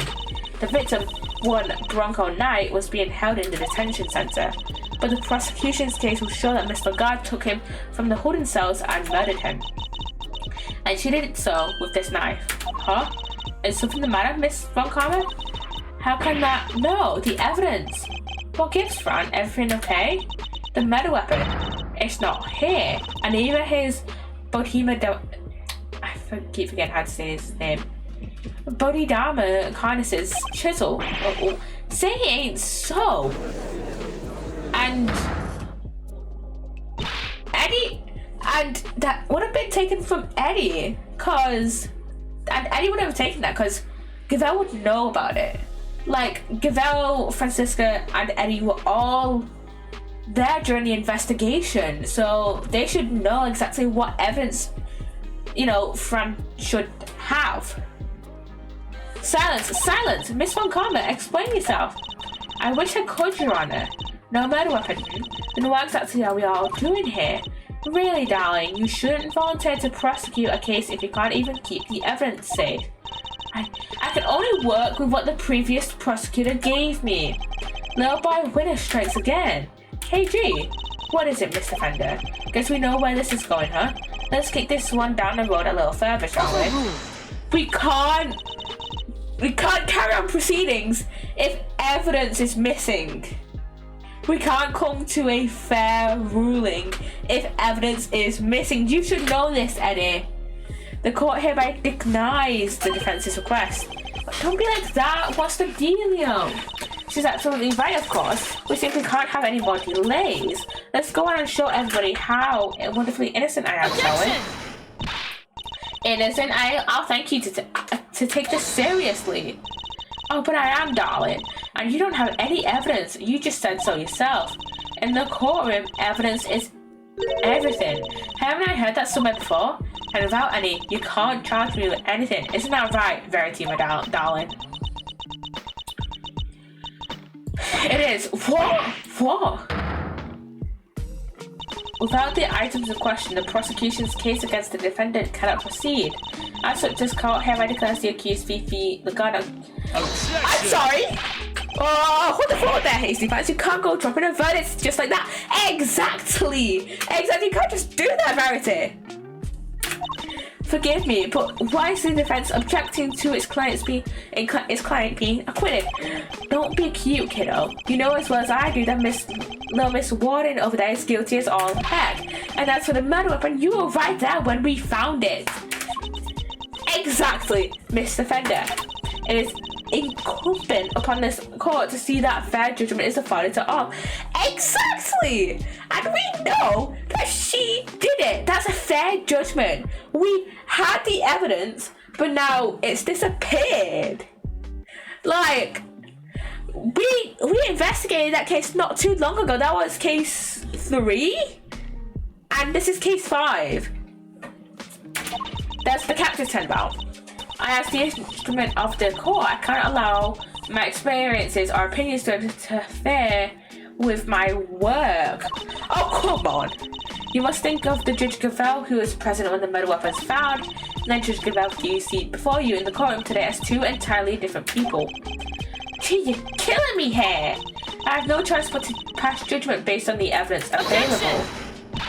And we have that evidence, just not here. Just give me some time, just a little. I'll find it, I swear to you. What the fuck did Eustace do? The prosecution hereby requests a recess. Yeah, the defense does that too. Come on, Your Honor. Don't do us like this. Very well, the court accepts the request. What is going on? Really, Verity, you want to help anybody bound to the pressure like that, you know? There will be a 15-minute recess. I suggest that both the prosecution and the defense use the time well. Understood. Phew, saved by the bell, huh? Very well, we will reconvene in 15 minutes. Oh my god. Verity! What? Verity, what the fuck? What the fuck, Verity? Huh? But we did totally find that knife, didn't we, Miss Edgeworth? Yeah, of course we did. Huh? What's the matter, detective? It's the metal detector, sir. It's reacting to the alligator. What? How? The metal detector was reacting to something inside her after all. Joanna, I'd like to remind you of this piece of evidence. The chisel? Didn't we just figure out that isn't the murder weapon? You might recall that Mr. Carnes hid this chisel in his dog's mouth. Would you believe that the real murder weapon was hidden in much the same way? That's right, the murder weapon is hidden inside the alligator in that pond over there. So did somebody steal it or what? Mr. Edgeworth? There's Regina and Simeon. Oh wait, of course, they would be witnesses. Miss Sperry, Mr. Sane, are you here to watch a trial? Yeah, we heard it was going to be a real fun show. Do you know where we need to go? It's a trial for the case I was nearly convicted for. It should be starting any minute now. We were late because of practice, but it's somewhere around here, right? Simeon, there's kind of a problem. They lost some evidence, the knife and the chisel. So they called a recess and kicked us all out of the courtroom. What? But no, they can't. If they're not going to arrest you again, are they? Don't say that. No. They're not going to arrest him again. Gee, I forgot how easy it was to upset you. Huh? How dare he embarrass me like that? That's Fran, isn't it? Speaking of easy to upset, here comes Fran and Eddie. Fran. Francina, Frandarella, chill, okay? Just chill. I don't think she's gonna chill with all these nicknames you're throwing at her. Come on, put the whip away. That's it. That idiot of a so-called prosecutor. I'll find him now. I'll make him eat whip for breakfast, lunch, and dinner. Okay, that is fair. That is fucking fair to run away. Mouse, you gotta calm down. Kid's gonna cuckoo. Yeah. Honestly, that is so fucking fair though. Because, like, the only people that would have had the evidence would be the prosecutors. So, Eustace and Francisca. Where the fuck did Eustace put the evidence? I guess I better at least try. Hi, Fran. Oh, it's you.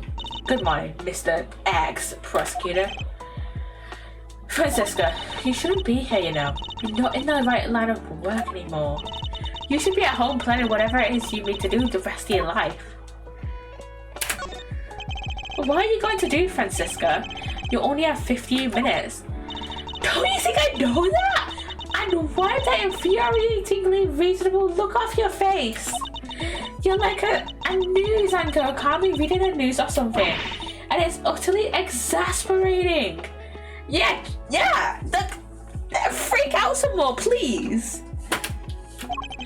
it's probably better that I don't rise to that. I never imagined that you would be the one prosecuting this case, Francisca.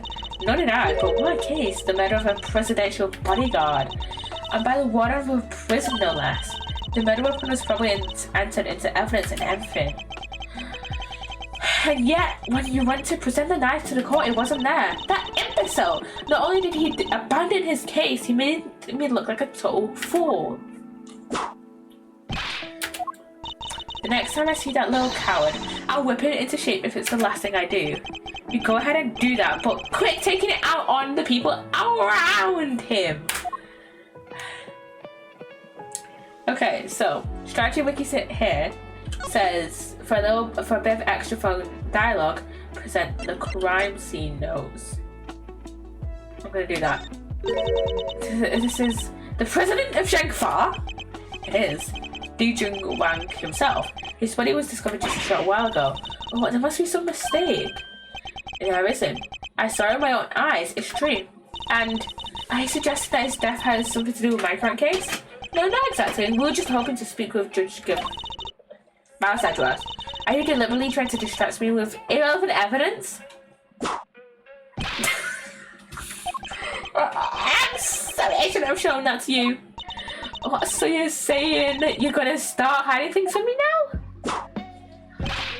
I can't say anything right. Yep, Fran, just chill, Fran. Just chill. Okay, let's start to, I guess we start to edit.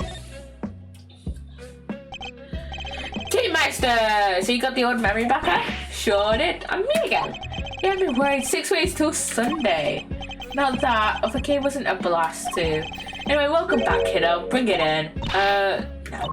We need to be thinking about this trial right now, okay? Yeah, I guess things did go pretty pear-shaped in there, huh? We need to dig up this missing evidence lickety-split, but we can't count on them putting the trial on hold much longer. Yeah, it's a stumper, alright. If only some kind soul would offer to go find it for us. That's an expected look if I ever saw one. Yeah, no, Eddie, no. We're not gonna find it for you. That's nice. Can't help but notice you still haven't asked you for your prosecutor's badge back, Rocco. Finally decided to come walk the path of righteousness with me and your old man, huh? The committee has my badge, that much is true, but I haven't given it up just yet. You literally quit. That's as much as giving it up as it gets. Still not ready to walk in my father's footsteps. No, but it's not like there's a deadline. You do you for as long as you need. The old family office will be waiting to welcome you with open arms when you're done. Thank you, Fender. Yeah, if only somebody would go sniff out that evidence for us. We're not doing it for you. We're not doing it for you, Fender. This is your defendant. Fine, we'll do it. I'm sorry. I'm sorry. Miles, you are such a pushover. For Fender, I swear to God, oh my God. Ways to go, Malzio, you sure? Miles, you are such a pushover for your dad's co-worker. I'll do what I can, but that might not be much in 15 minutes. Finally, we'll buy you as much time as we can, okay? She won't be banging that hammer of hers until you made it back with the goods, I promise. Thank you, I'll be counting on you, Fender. And you, Francisca, how does that sound? What makes you think I'd accept your help? How about some advice instead? That you seriously consider a new career as a news anchor? You're still on about the news anchor thing? Come on, Fran. Clocks are ticking here. Time to step up to the plate. Alright, fine. We will start the trial for as long as we can. But you better get your ex-prosecutor behind it, yeah. But you know, I quite like having you run errands for me. Maybe that could be your new career instead. I'm glad you're on board. I can help too. I don't want to be arrested again. Oh, this sounds fun. Can I play? Alright, that would be very helpful to you both. Very well. Where shall we begin? So it's Miles, Kay, Regina, and Simeon. Okay. I think we need to go speak to a certain somebody, don't you? Gavelle. Who we need to speak to in order to find out where the evidence went. Oh, evidence. Where the evidence went. Where is it? Eustace. Take that! That's right. The supposed custodian of the evidence in question. Eustace, winner. Oh, the new prosecutor guy? Okay, run it. Thank you, Mr. Saint. He is a literal saint. Alrighty then. Think we'd better huddle and talk tactics, huh, Fran? Just the two of us. Don't keep me waiting, Miles Edgeworth. I'll try not to. We'll be back as soon as we can. Okay. Oh, Fanny Pooh, wait up now. I'm sorry. Weird nickname. Weird nickname. Just keep calling her Fran. That's what I do. I call her either Francisco or Fran. I'm just checking this Discord thing. Really. Quickly. There we go. Alright, we need to find Mr. Winner and fast. Here's Gavelle. Okay. Well. Judge Gavelle. Ah, Mr. Edgeworth. A pleasure, as always. A pleasure? How is it a pleasure? And what was all that about just now? Okay, stop it. But Judge Gavelle, no, that horrible woman is the killer. Why the heck would she? Evidence is the only language that the goddess of justice understands. But you were there when we collected the evidence. My own personal thoughts and feelings do not come into it. You know she killed Knight. You know that she killed Bronco Knight. And yet you still are like trying to get her off. Basically. Is this all Judge Verity Gavelle is? You may believe my way of thinking is to be heartless, but it is my way. It's not only heartless, it's idiotic. Like, she was there when, Knight was killed and we got all the evidence. She knows. To be this hard and unforgiving, there's something I'd like to ask you if you don't mind. Please go ahead. What were you doing on the roof of the big building 2 nights ago? The roof? You met the president up there, didn't you? We've seen security footage of the 2 of you. And is there something wrong with that? Only that his body was discovered this morning, right next to the very same building. Okay, she's shocked about that. What? I think you understand what I'm getting at. You're considered a suspect. What happened between the 2 of you? Nothing. We simply talked for a few minutes. When we were done, I left. I took the elevator back downstairs alone. That much we know to be true. As I said, we've seen the footage. And what business did you have with the leader of a foreign power? I'm not at liberty to say. I see. Well, I'm not at liberty to leave until I have answers. In which case, there's only one thing for it. She's hiding something, and I have to get it out of her.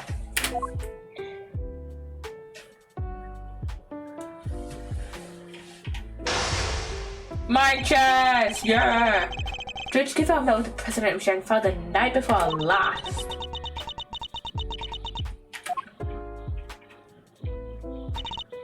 Yeah, I admit it, we met on the roof of the big building. But it was simply to discuss professional matters. Matters that I am not obliged to discuss with you. I'm clearly going to have to work hard to get past her professional defences. If she puts up too impenetrable a facade, I'll probably be better off biding my time. I should start by asking what she met the president to talk about. Yeah, okay. My Jessica meant what did you talk to the president about? Perhaps you could begin by telling us what you met with the president wanted to discuss?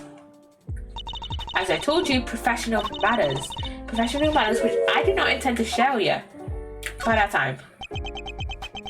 When she goes like, with her Gavelle, not her Gavelle, her hammer, her gavel, with her gavel, probably should by that time. I'm so glad you understand. I must say, you're a very busy woman. A judge, a committee member, an occasional aide to us in the field even. Thank you, I take my professional duties very seriously. And do those duties include meetings with foreign dignitaries? Yeah, of course, from time to time. The law is my life. Nothing I do falls outside the scope of my duties. You helped us this morning. You returned Kate's promise notebook to us just this morning. Sure you can't claim that fell within the scope of your duties? Yeah, you've helped us. I'm not yet a perfect servant of the law, that much is true. No, you are a human being, and that was an act of simple human kindness. You have feelings, Judge Gavelle, and you are allowed to have them. About the president's death, too. I can still hardly believe it. If I might ask, how did he die? He was crushed to death by the head of a monster known as Taurosaurus. Forgive me, I should probably explain. Is that true? He died on the set of the movie? She knows. He did. Interesting that you should even know what Taurosaurus is. Oh, I imagine I must have heard about it from Eustace. Something about them shooting a movie somewhere near the big building. She isn't feeling anybody. She's clearly very upset about something. She mentioned Mr. Winner, who seems to have disappeared along with some vital evidence. Perhaps if she won't tell us what she discussed with the president, we should try to find out what else she might be hiding. Like where Eustace is. I'm clearly getting under her skin. I need to dig further. Where's Mr. Winner? Francisca stepped in to take Mr. Winner's place in the trial. But how is she supposed to prosecute the case if he never handed over all the evidence? My interest is solely in ensuring that our trial proceeds fairly once it has begun.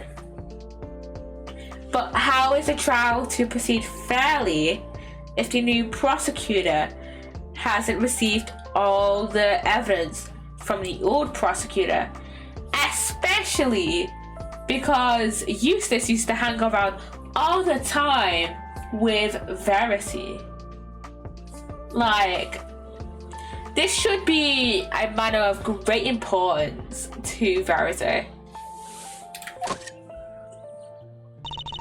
And if once it has, vital evidence cannot be presented, it should surprise no one if the accused goes free by that time. I am a judge, a servant of the law. My personal thoughts and feelings do not come into it. So you have no personal feelings when it comes to Mr. Winner's disappearance? Of course I do. I worry about him terribly too. You're worried about somebody else as well? Wait, two? Does that mean there's somebody else you're worried about as well? I'd start 5 minutes. I imagine their identity might explain your strangely agitated state. I don't know what you're talking about. I am a servant of the law, and my feelings are immaterial. You're no servant, you're a person, Verity. We are all servants of the law. All of us who stand in the courtroom. But we're not superhuman. You, me, everybody else, we're just people underneath it all. Much as we'd like to bury our feelings and remain impartial, that simply isn't possible. Okay, I'm gonna relate this to psychology a bit, but like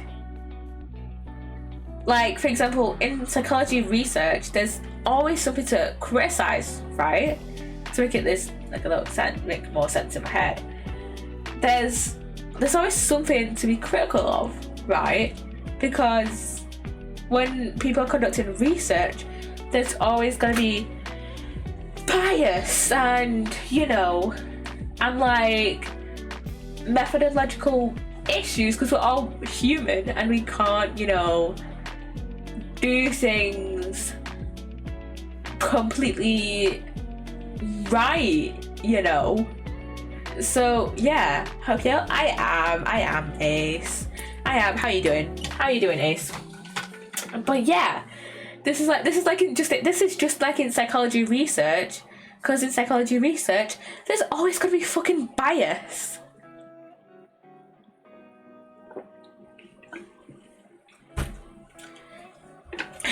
I'm okay. I'm glad.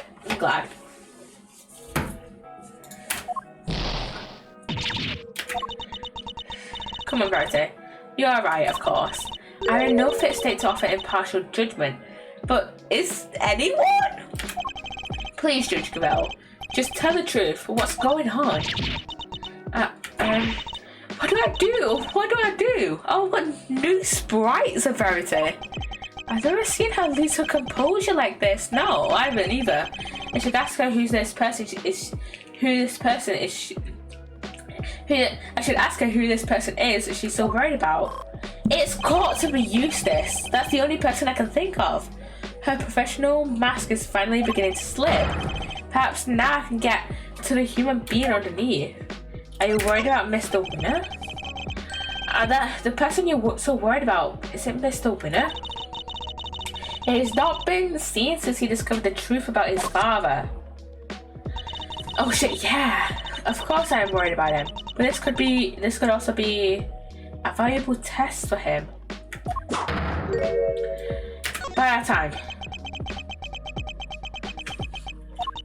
He chose to disappear, and he can choose to reappear. And the other person you're worried about can't? That's not something I am at liberty to talk about. I don't know what might happen to that poor child if I did. Poor child? What do you mean? That poor child, who are you talking about? Nobody! Please, it's nothing. Ignore it. Judging by the look on your face, I definitely shouldn't. I think that might prove to be a valuable clue. Ah, shit. Judge Gavelle, who are you so worried about?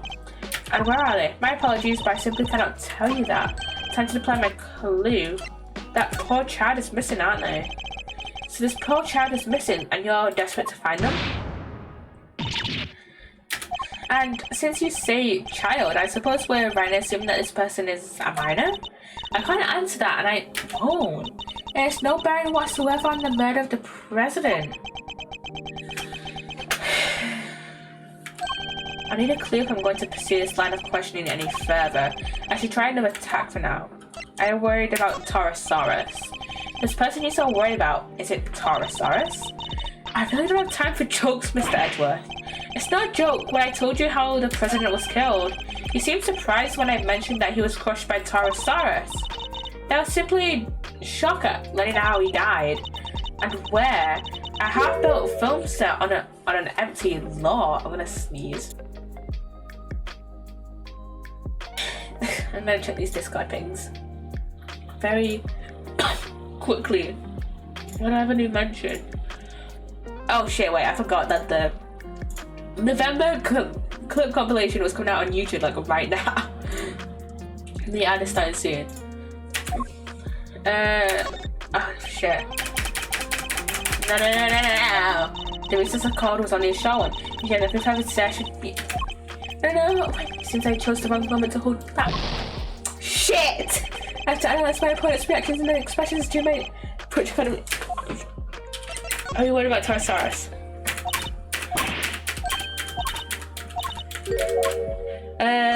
Is something wrong with where he died? It sounds as if something about where he died is particularly troubling to you. The end is starting to, by the way, I don't know if I mentioned that. No, that's not true at all. It's just film sets are places where dreams are made, and instead a great man may end there. I only hope that the utmost care is taken when the news is shared to the cast and crew. A crew member found him. Penny found him. I'm sorry, but I'm afraid the cast and crew already know. We met two of them at the scene, a crew member and a young actor, Sean Fenn. And the ad is in progress, so we'll stop right there. Just wait until the ad ends.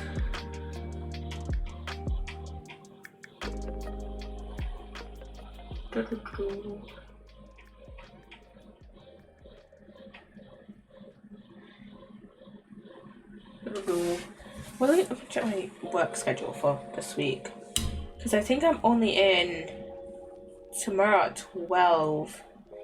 Yeah, I'm in tomorrow till at 12, so I can stream later. I can stay up later and stream.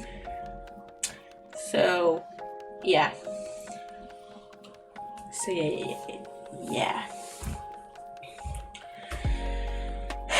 But I kind of feel bad for Gavelle now that she's kind of showing her like some of her new like sprites and shit.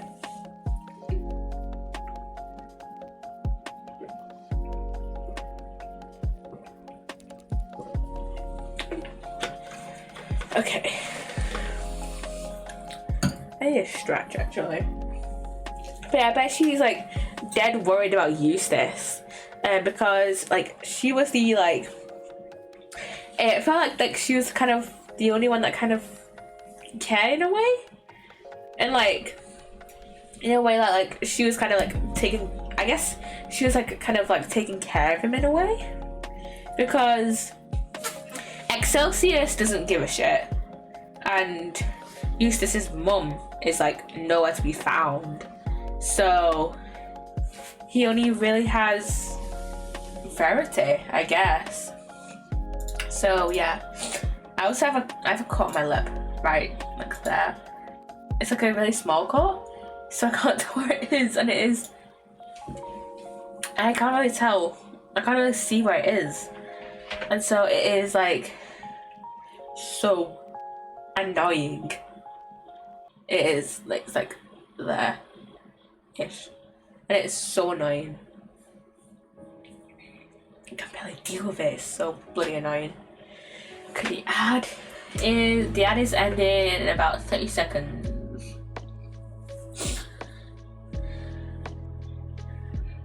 My Twitter scene covered by a young actor Sean Fenn. Yeah, we need to get through this bit.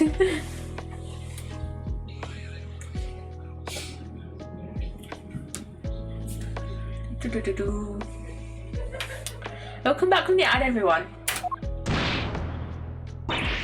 No, why? Why did this have to happen? Something about the Taurosaurus connection really seems to be upsetting her. I think that might prove to be a valuable clue. Are you worried about Taurosaurus?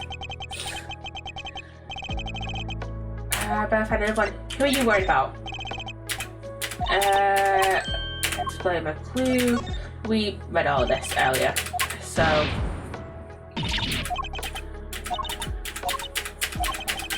To deploy my clue. It's someone from the movie, isn't it? You seem to get very sensitive every time I mention Taurosaurus. Yeah, she seems to get weird about it. The poor child you mentioned has something to do with the movie, don't they? How did you? You're usually so cool and collected. Your discomfort told me everything I needed to know. Who is this poor child? You have to tell us. Very well, you figured out so much already. It's Sean, isn't it? I might as well tell you the truth.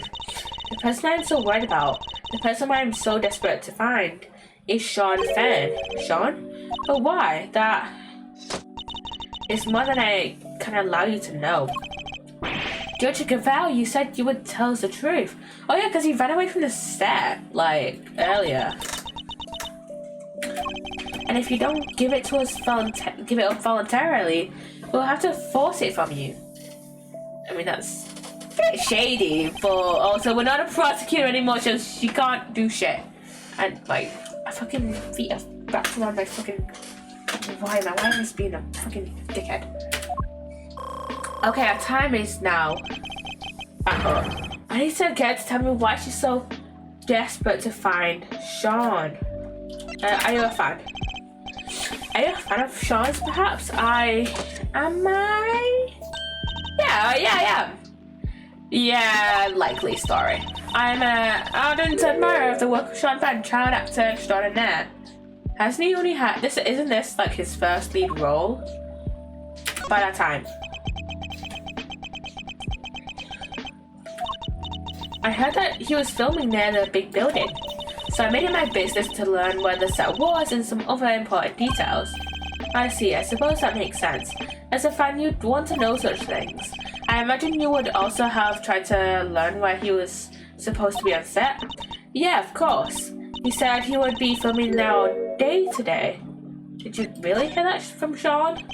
You make it sound like you heard that from Sean himself.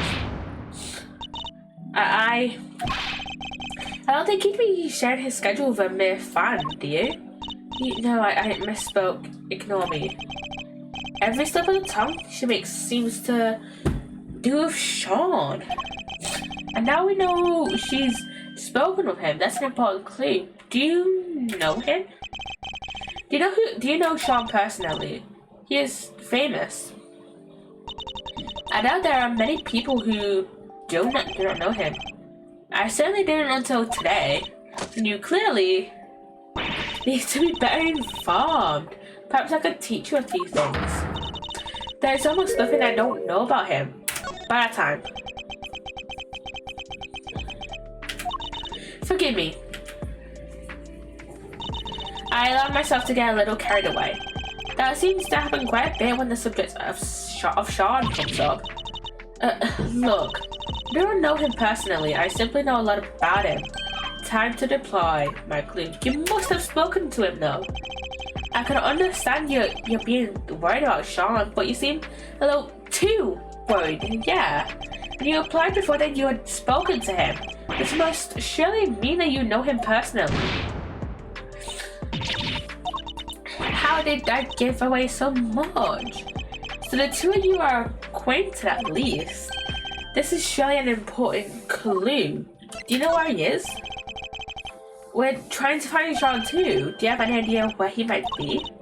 Well, do I have any idea about that? The two of us aren't connected in any way at all. Time to deploy my clue. You two are very much connected.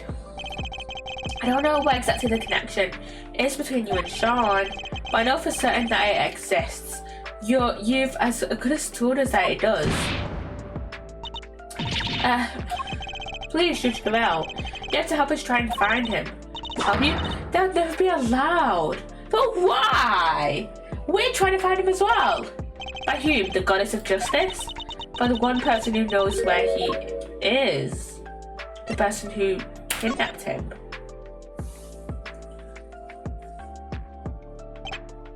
At last, the puzzle pieces have finally started to fall into place. I know why you're so reluctant to tell us anything about your relation with Sean. I admit it, he's been kidnapped. He's been kidnapped, hasn't he? Judge Gavelle, I need you to tell me the truth. All of it. Very well, this time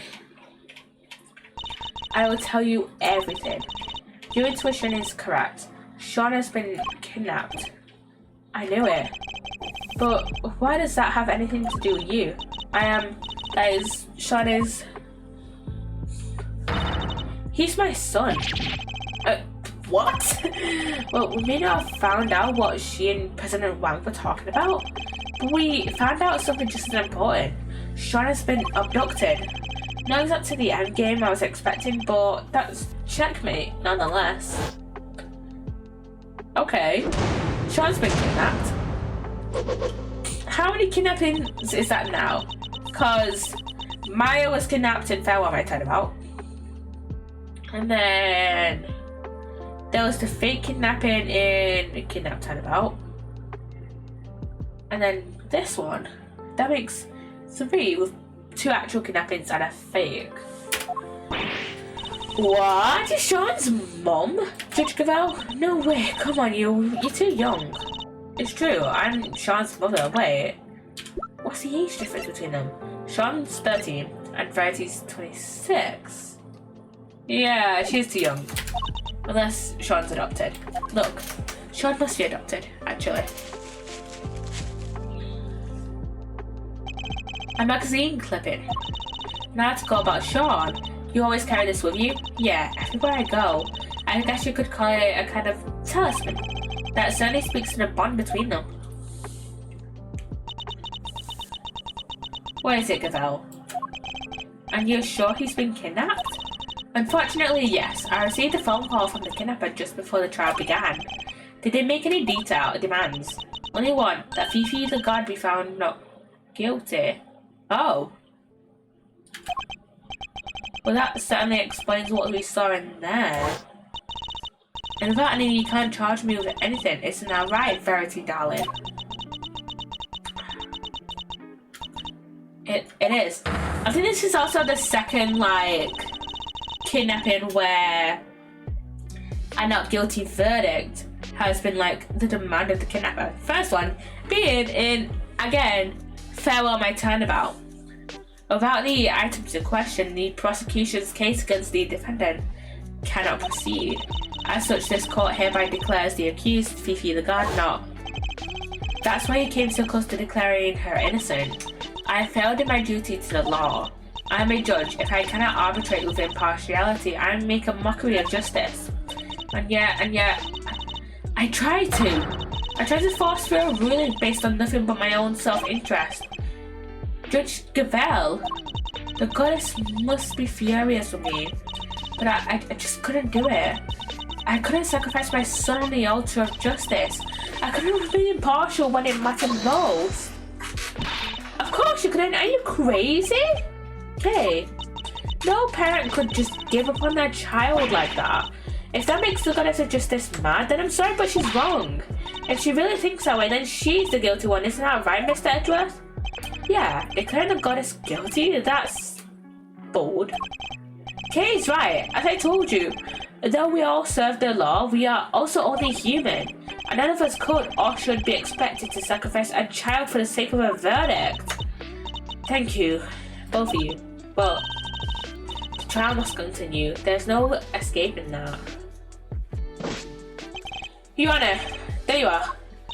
It seems it is time. I feel bad for her, man. Judge Gavelle. My dad was a prosecutor. He was? Yeah, he used to work in a courtroom just like you do. And I was thinking, well, what he would have done if he was in your position right now. If a prosecutor were forced to insist that a suspect was guilty, that would... I know what he would have done. Anything, that's what he would have done. Anything to get me back. You would? So what I'm trying to say is, you can trust us. What do you mean? To get him back, to snatch him from the jaws of danger. I'm the second kid to Garazu, and if you agree to trust me, I promise I'll get him back for you.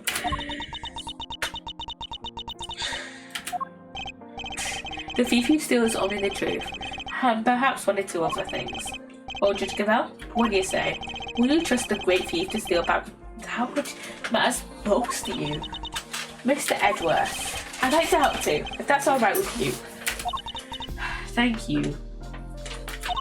I know I am in no position to ask this of you, but please see that he comes home safely.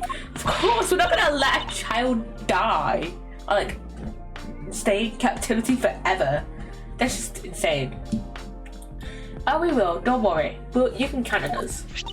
Here, take my cell phone. The kidnapper may call again. You'll get it back, along with me, son. I promise. I'll do anything I can to draw out the trial. But I don't imagine I can give you more than about 2 hours at best.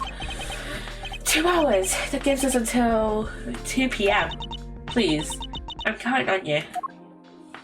And with Francisca and Eddie also planning on drawing out the trial as well, we may have a little bit over 2 hours, maybe. So, yeah. And here I thought the great thief was on sabbatical. Well, hold on to your hat because she's back in business. Alright, let's do this. My first commission. I can't afford to mess it up. In that case, we'd better start looking right away. Well, where to begin? Where the heck did he go? Maybe he just went home? You're right, they won't be doing any filming today after all. Sure, maybe he went on the lam. Perhaps we should check it and see if Sean left any clues behind the big building. Hey, what are you doing? Giving orders. This is a great thief operation. I'm in charge now. Is that so? Then what am I? You're my assistant. First assistant to the great thief Yatagarazu. Talk about honor. I've been relegated to thief's assistant. Yeah, a bit worse of a gig than prosecutor. You know, you're not getting paid. You're not getting the benefits. You know. Alright, let's get to work. Team Yatagarazu, move out. She's so silly. I love her.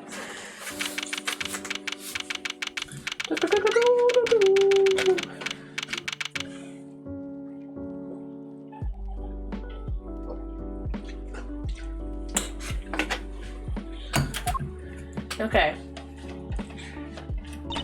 Alright, here we are. Ready? On 3. Just follow my lead, you'll be fine. What's that you talking about? Even in the depths of the night. Oh god. Hey, your turn! Keep up, will ya? Why are you making me do this? Because the great thief took as he just arrived at the scene of the crime, dummy. How's anyone supposed to know that if we don't announce her appearance? Maybe a thief, but I most certainly am not. Fine, I'll do it on my own. Even in the depths of night, with no other bed dares to take flight. One alone sources shine the light of righteousness on the world's light. And that one is me, for I am the great thief Yatakumbazi. I'm over to wherever you are, thank you. Now shall we get on with this investigation? You're not fun at all. We don't have time for fun. Yeah, we have like 2 hours. We have less than 2 hours, in fact. We better get started. Alright, well, we have this photo. Let's show it to a few people, see if it jogs any memories. Okay. Will Powers. This is Will, right? Hey, Mr. Drift, long time no see. Oh, wait. Yo, it's Will Powers, my man. This is Will Powers. He's an action star man and an old case. He's also the man behind the mask of the one and only Steel Samurai. Long time no see, indeed. Well, my man. Nice to see you. I'm Kay Friday, great thief. Mr. Edgeworth has been working as my assistant. Bullshit. Good to thief you, but thief? Mr. Edgeworth has been assistant at thief? Let's not worry about that for now. We'd like to ask you about what happened this morning, if that's alright. Sure. I don't know if I can be much help with you, but sure. So he'll be one of Sean's work colleagues. I guess we'd better just dive right in. I heard you were investigating this one, Miss Edgeworth. Oh, yeah. But I'm not the prosecutor in charge, of course. But if your case here, but if your Kay his assistant, I guess this is her case? I can see if you're an intelligent man. You're right, of course. I'm in charge of this one. Don't encourage her. And why is my plan being so silly now? It's been 5 hours stream. Fuck's sake. I want to punch it in the face. I want to punch it so much. Alright, I'll need you to give me straight answers. First of all, this case. Have you noticed anything? Perhaps you could give me your impressions. Is that supposed to sound like me? My impressions, because the main concern is no offense to the victim at all, but is it all over for the production? Are we done? I can't help but worry. I think it's probably safe to assume that you are, at least for now. I knew it. Well, bummer. We don't have the location for much longer either. Because you're due to finish shooting soon? No, because they're due to start building. That lot won't be empty for long. They were letting us use it while they got ready to make a start. I guess the plan was to shoot the rest on a lot back at Global Studios. I've been so worried about everything. What were people spreading all these rumors to? Rumors? Yeah, this journalist keeps coming around. Laura. Y'all been adding real monsters on that set of yours. Y'all can't do that. I'm gonna expose y'all. She's always saying stuff like that. I think I know exactly who this journalist might be. Yeah, the photographer, right? I thought you might know her. But you're not, are you? Had real monsters, I mean. Are you kidding? If they had real monsters to call on, I'd be out of a job. So you've all been working hard on the movie? Yeah, it's the first time I've been on a reboot of an old series. This one's been a real challenge for me and everybody else over at Global Studios. If only they'd put this kind of energy into making a new Steel Samurai show or something. Nerd! What role are you playing in this one? Me? I'm Tarasaurus himself. Oh, wait a minute. Let me look at our Evans. Is he the guy in that Taurosaurus costume? I think he might be. And why is my webcam being so fucking stupid? Like, actually. I think he might be. No, wait, so you're the star? Well, not quite. I'm in a costume, see, my face won't ever appear on screen. Really? So that's pretty amazing. I wish I could wear a costume like that. Hey, do you think I could try it on sometime? I'd set off with just climbing inside one of those horns. I'd love to say yes, but that's not how it works. You can't really climb inside that part. I get it, because I'm an outsider, right? That's not the issue at all here, Kay. Yeah, come on, Kay. The costume probably wouldn't fit. Sure, fine. Can I ask you a couple questions about Sean? Sean? Oh, sure. Can you tell me what happened? He just disappeared, right? Yeah, sounds like him. Does he do that a lot? Yeah, kinda. If we take a 5-minute shoot, you'd look around sometimes and he's just gone. Do you have any idea where he might have headed off to? Sorry, no. I didn't see him leaving the set though. Huh? He did? And where was he headed? He got on the set bus. But I was checking some equipment over and by the time I looked back up, he was gone. The site bus? I wonder if he left any clues behind. Do you mind if we take a look inside the bus, Mr. Powers? Sure, you'll have to excuse the mess though. Alright, let's see what we can find. Okay. I'm guessing that this might be the site bus. Okay, there's an array of filming equipment here. Are you getting ready to shoot something? No, nothing scheduled for today at this location. It's just a case has gone missing. Case? What is he talking about? Yeah, all that stuff there is normally stored inside a large case. But I look away for 5 minutes and it's wandered off somewhere. Sounds like there's a thief around here. What exactly was taken? Just a case, as far as I can tell. Oh, stolen case, okay. Why only take that? I would have been more interested in what was inside it myself. Guess whoever took it must have needed the case more than its contents. Do they really need to put something in it? Where would Sean have been sitting? Sean? Oh, that's a seat with the backpack on it. There's something poking out of it. A videotape? Huh? We used these when we're shooting. Why would Sean have one? Was there something he wanted to record? This could be a clue. Do you have a way for us to check what's on the tape? Sure, there's a couple of monitors set up right over there. Alright, hit play. Okay. It's Sean. Is he rehearsing his lines? I think he just said that. Sean was on his own running his lines. There's a clearly visible footprint right there, which means this must be from last night. Yeah, he does this sometimes. When he's not happy with a scene, he borrows the equipment and goes over it on his own time. Well, he's really dedicated, huh? Sure is, he may be young, but he takes his craft seriously. You gotta admire it. Well, that part of it at least. Using the kit without asking part, not so much. And he would have been able to use the equipment on his own? Sure, if all he wanted to do was shoot something pretty basic. Huh? What is it, Kay? Where did Sean go? He ran off somewhere and just left the camera running. It stopped. I guess he ran out of tape. So that's all that's on there. Sean's rehearsal. Maybe that was when Sean got kidnapped. Okay. Let's talk to the taxi guy, because he's been here like all day. Oh, hey there, pal. Why the wrong face? I think you might ought to let it up a bit. Did you take on any passengers here this morning?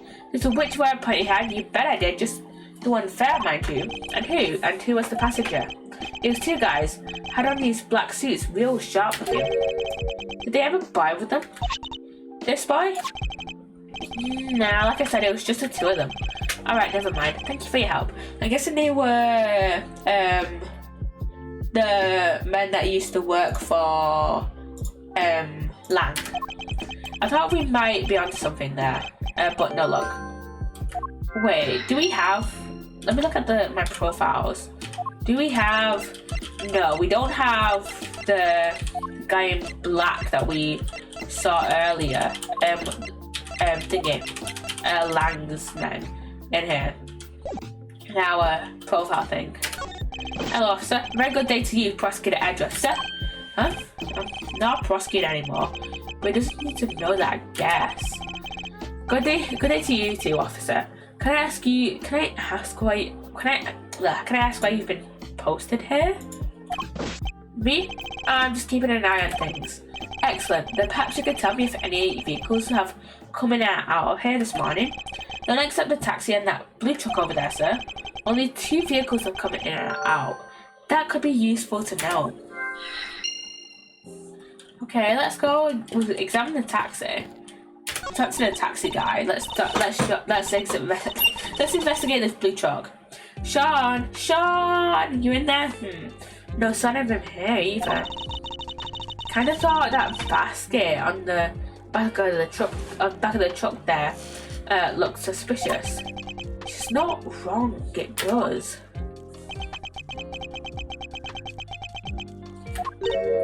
Huh? What are you doing, Mr. Edgeworth? Why are you touching the truck? The engine's good, which means it's been here for a while. No way you can tell just from that. And if it's been parked here for a while, I guess the driver might not be nearby either. We don't really have time to stand around waiting until they get back. Okay, we've got that in our court record. It's midday already. You think Judge Gavelle and the others are doing okay? I'm not sure. How long is it realistically possible to drag out proceedings? I wonder. We have to find Sean. Indeed we do. Oh heck, not like that, dang it. Oh, there's Tabby and Lotta.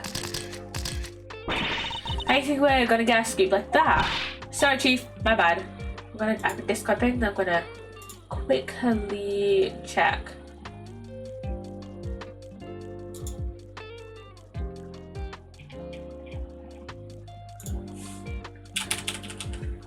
Ooh. Sorry, I was just replying to something on Discord. How many times I've got to say it? We're scoop fiends, wild critters that survive on scoops and scoops alone. Every second we ain't scooping, we're starving. It's scoop or die out here. Yes, Chief.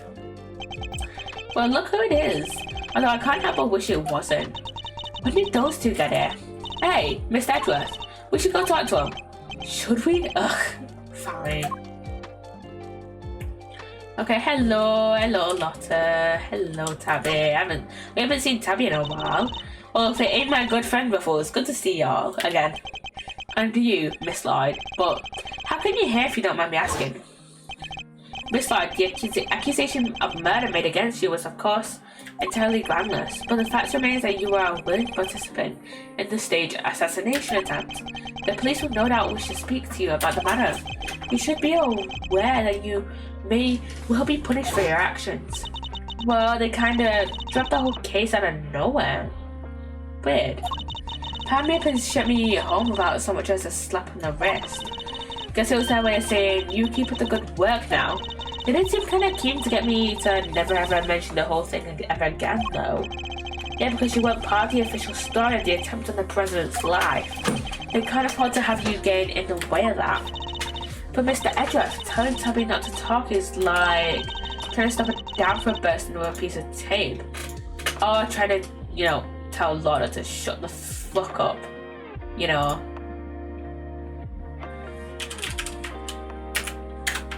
So just replying to a Discord thing. Just playing to Discord stuff at the moment.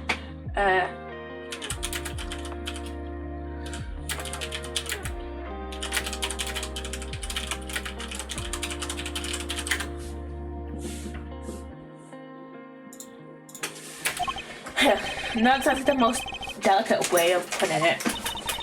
We're up the whole thing, of course. Every last detail, plus a few of my own. I'm getting so many Discord pings at the moment. Handed it into the paper and hopes all high and all, but nothing, not a peep. Was somebody putting pressure on them? Or were the details you added a little too gratuitous?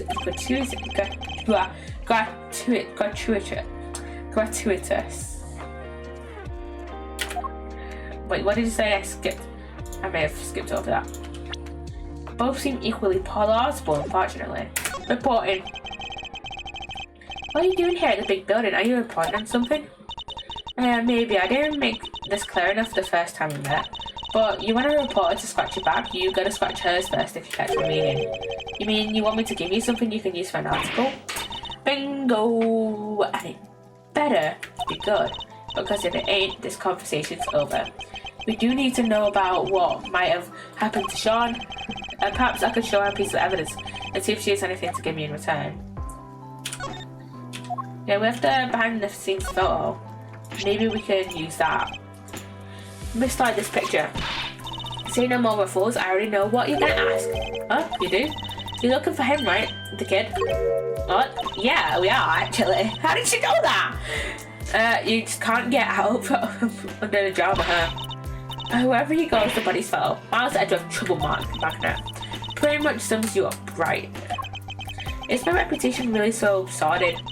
And now you done got yourself wrapped up in a kidnapping too. Crazy. How did she know it was a kidnapping? How the fuck did she know it was a kidnapping? What? Huh? How did you know that about that? Shh, pipe down, will ya? Can't be talking about this stuff too loud. I ain't even told the chief about it. You haven't even told Lotta about it. What the fuck? Gotta keep on the down low. Okay, that in account I want out of the bag just yet. What? She hasn't even told. Okay. Seriously, how do you know about it? Surely Judge Gavelle hasn't told anybody except us. Yeah. I bet you just love to know, wouldn't you? Well, you can't. It's a secret. She's as stubborn as ever, it seems. Hey, quit you staring at me like that. I ain't sharing nothing with that thunder card of her face. What do you know? So, you know something, right? Sure, the truth is, I don't saw it. Little kid being bundled off by two shady characters in black suits. What used to be Langsmen? What do Langsmen have to do with this case? I mean, we talked to one earlier, but that's about it. What, do you know where they went? Nope, don't got a clue. They was kind of far away when I spotted them, lost sight pretty quick. And yeah, still at least we know something about our kidnappers now. Yeah, 2 men in black. Okay. This? Men in black and the 2 men. In the taxi. Oh. So I've done a little something about the kidnappers. Miss Lloyd saw 2 men taking Sean away. And the taxi driver remembers giving 2 similar looking men a ride. They must be the same people, right? I'd say it's a distinct possibility, yeah. But there's one thing that doesn't make sense. The taxi driver said specifically that the 2 men didn't have a child with them. Oh yeah, that is weird. No Sean. Stolen case.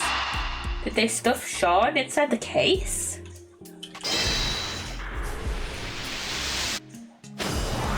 Yeah. Could it be the kidnappers who stole the case? Wait, you mean... Yeah, what if they put Sean inside it? He's low enough that he'd fit, I guess. Oh, because I said about it earlier. So the reason the taxi driver didn't see him might be that he was loaded into the trunk as baggage. But why did they need to hide him? I imagine they might not have planned to originally, but they didn't kind of there being a police presence here in the plaza. Right, that makes sense. They didn't want the officer on duty to see them going off with Sean, so they took a rather drastic measure. That must be it. Alright, let's go see what the taxi driver can tell us. Taxi man! The 2 men you told us about, did they have any baggage with them? Boy, did they? A giant case. Wasn't easy getting that thing in the trunk, I tell ya. That sells it, there must be the kidnappers. Where did you take these 2 men, if you don't mind me asking? Look, I can see this is important. How about I give you a ride there? You're a fucking legend, mate! That's a great idea. Come on, Mr. Edgeworth. Alright, thank you. My pleasure, folks. Investigation complete. Okay. Okay. Where the fuck are we? What do you mean no question marks? What the fuck? Did you have to drive that fast? I feel kind of queasy. Are you okay, Mr. Edgeworth? You look a little green yourself. I'm fine. The driver said he took the men to the garage of this house right here, which means it's supposed to be where they brought the case.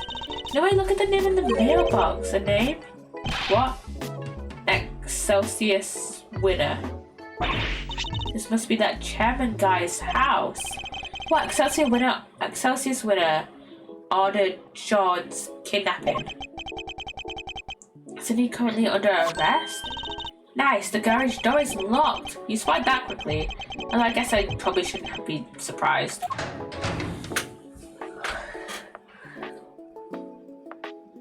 I'm sorry, what? It smells of engine oil in here. I guess Winner Senior must be something of a motorhead. I mean, I'm not completely surprised that Excelsius of all people would order the kidnapping of a child, but also I'm surprised, you know. Anybody home? No? Anybody? Wow, okay. Common house thieves? Well then, maybe we should have thinking that, you know, Eustace would be here. You take that back. We were great thieves, and don't let me hear you say any different. Have some self-respect, Mr. Edgeworth. She didn't like that at all. Anyway, it seems nobody's around, which hopefully means we're not at risk of being arrested. Don't let your guy down yet, we're only just getting started here. Now, let's find some treasures. Are we supposed to be looking for Sean? Yeah. Okay, we have an open box here. I don't think we know what this is. Yeah, this has to be it. The equipment case that Mr. Powers told us was stolen. They folded little Sean up, packed him, and then shipped him all the way here, huh? He's a boy, okay? Not a piece of equipment. And it's possible that he's still here.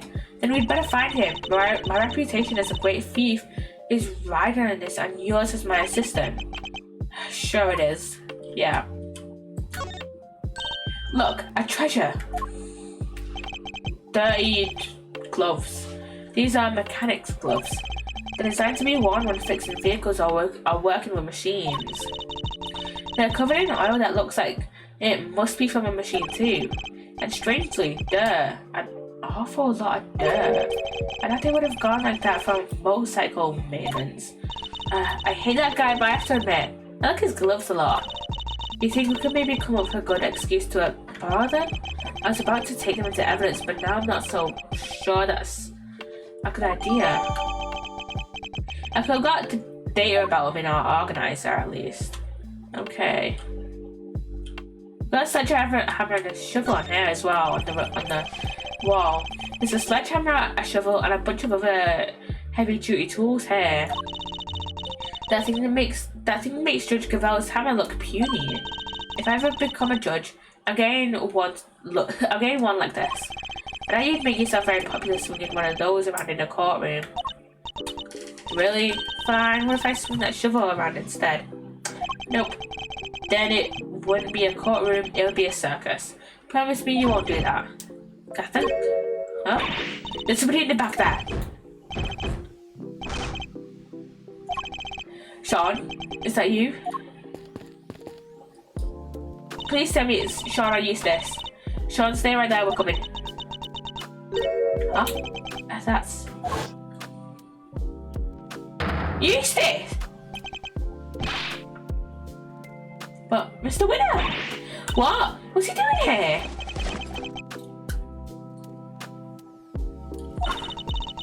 He didn't abandon his post, he was tied up and he was kidnapped to his dad's own house. Wait, this is Chairman Winner's house, right? Which means, yeah, it's Mr. Winner's home too, presumably. So how did you wind up like this? Untie him, okay, quickly. Low expert rope worker, leave it to me. Alright, like this and this and that, and you're free. Are you okay, Eustace? He's obviously not okay. He looks like he's been through hell. How did you come to be tied up down here? I don't know. You found me. Why didn't you tell me? Because we don't know. Which is why we're asking. I'm not sure you're going to be able to get much out of him like this. No, in which case, there's only one thing for it. Wait, you mean, I hate to be a man while he's down, but it might be the only way. Are you sure? Look, don't go too hard on him, okay? You might push him over the edge. Understood. I'll tread carefully, I promise. Though I can't promise I'll be very good at it. I've never held back against my opponents before, after all.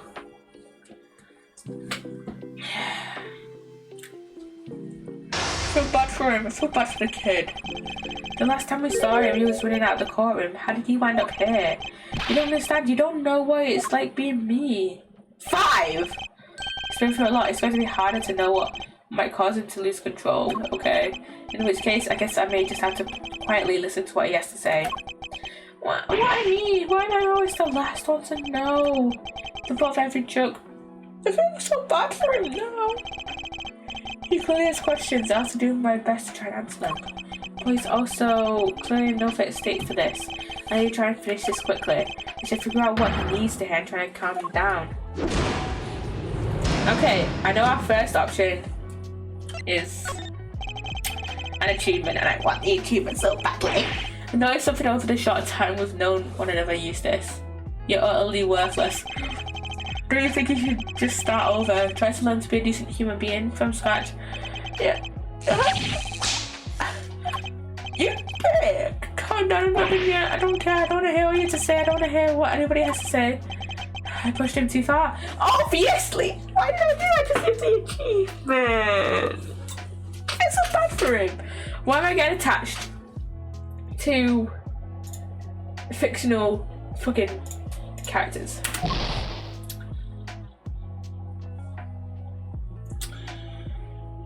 Why don't you just leave me alone? You think I'd like to trust you? I'm not just anybody anymore.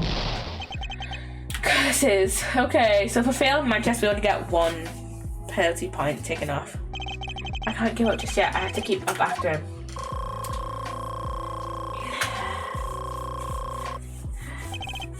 Alright. Once more onto the bridge. My chest commands. Tell me what's on your mind. Just take a deep breath and tell me what's on your mind, Eustace. No, I will not. Even if I did, it's not. You listen to me. By our time. What is this? Why aren't you shouting objection? You always shout objection.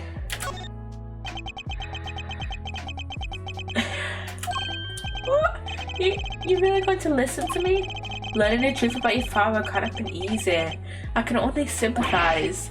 That wasn't the hard part. The hard part was losing everything I ever had in a single morning. Everything I thought I worked for was all a lie. That just made it happen. So tell me, Edgeworth, what am I supposed to believe in now?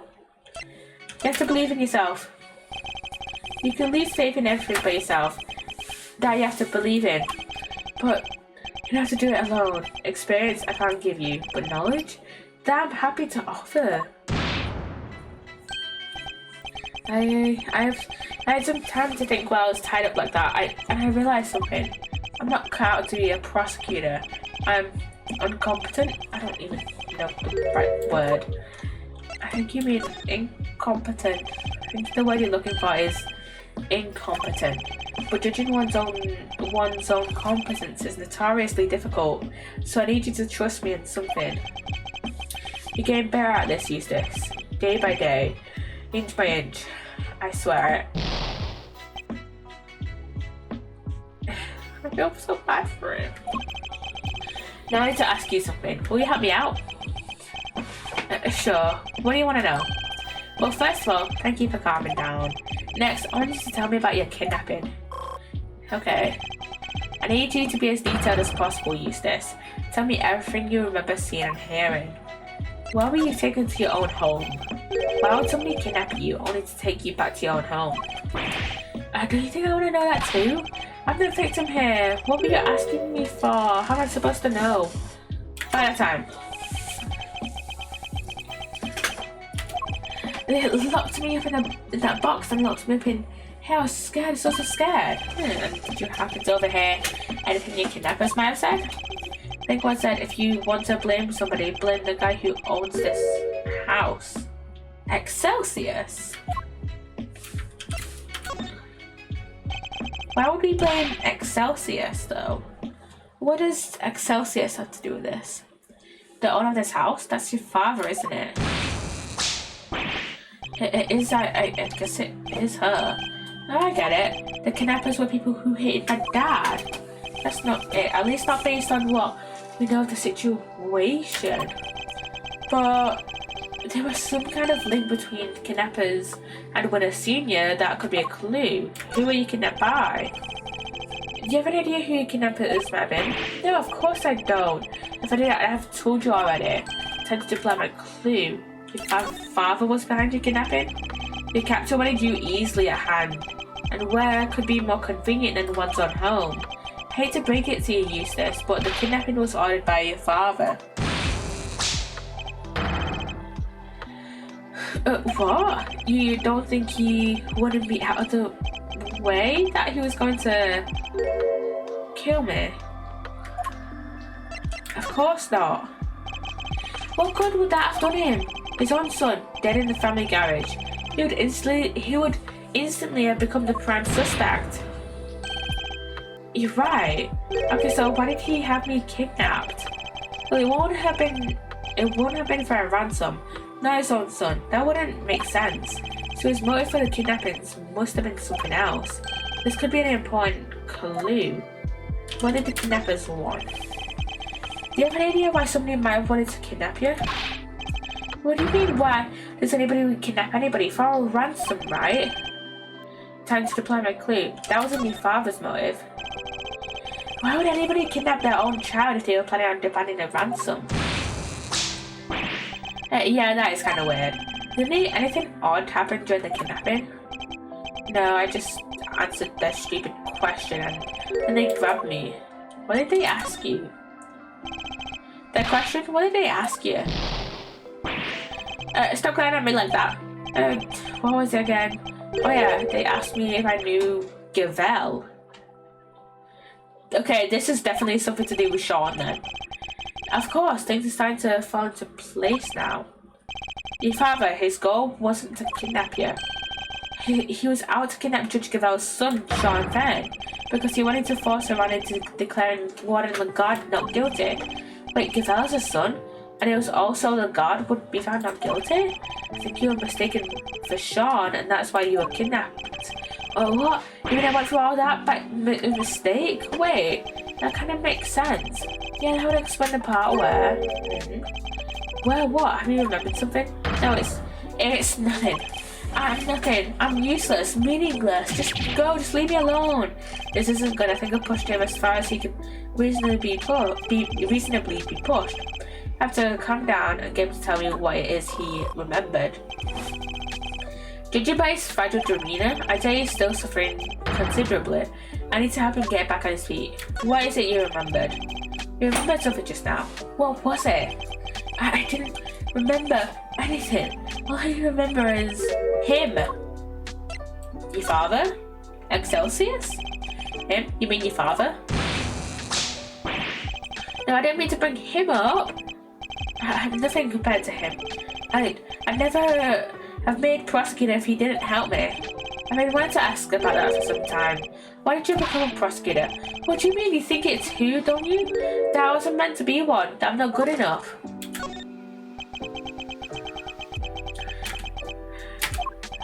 Say something, will ya? You chose this path. Why? You must have a reason. It's not like that. There's no big reason behind it all. The reason is stupid, dumb, and not important. What is it? What is it, Eustace? Like I said, it's stupid. It probably doesn't mean much to anybody except me. I've often felt the same about my own reasons for becoming a prosecutor. Really? You have? But you're a real one, a good one, a success. Even my dad, the chairman of the committee, said so. You wanted your father's approval. You wanted your father's approval. I can well understand that. You can? I thought if I became the prosecutor out there, he'd finally accept me for who I am. I just wanted to not be useless. You're not covering for your father in any way, are you? No, I won't cover for him ever again. I mean, why would I after what he's done? Because you wanted to be of use to your dad. You have a strong desire to be of use to him, so he'll approve of you. Is that fair to say? I mean, why can't I be just once in my stupid life? Why can't I make it better? Why can't I clean his name? Clear his name. It is impossible to clean a name, Eustace, but you can clear one. I never knew that.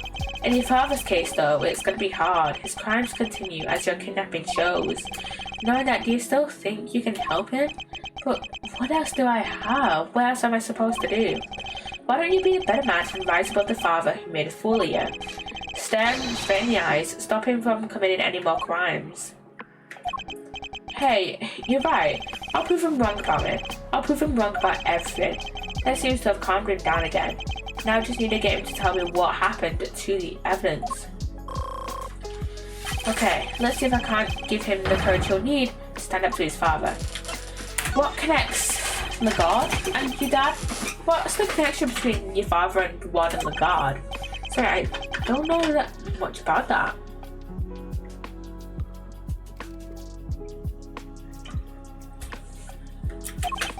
You can't think of anything? Even the smallest morsel could be a valuable clue.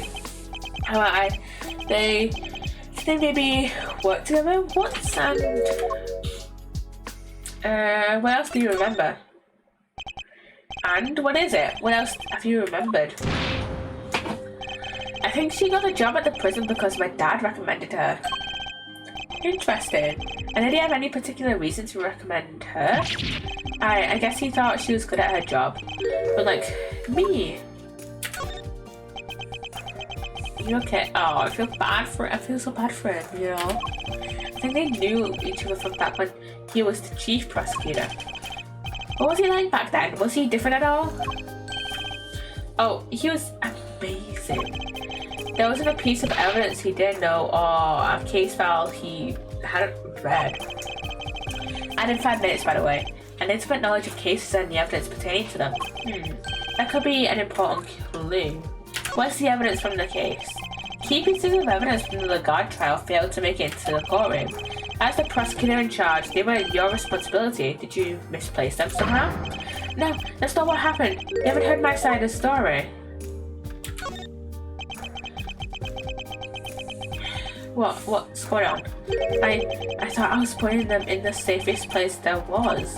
But what did I do? Seems like he's drowning in his own self-doubt again.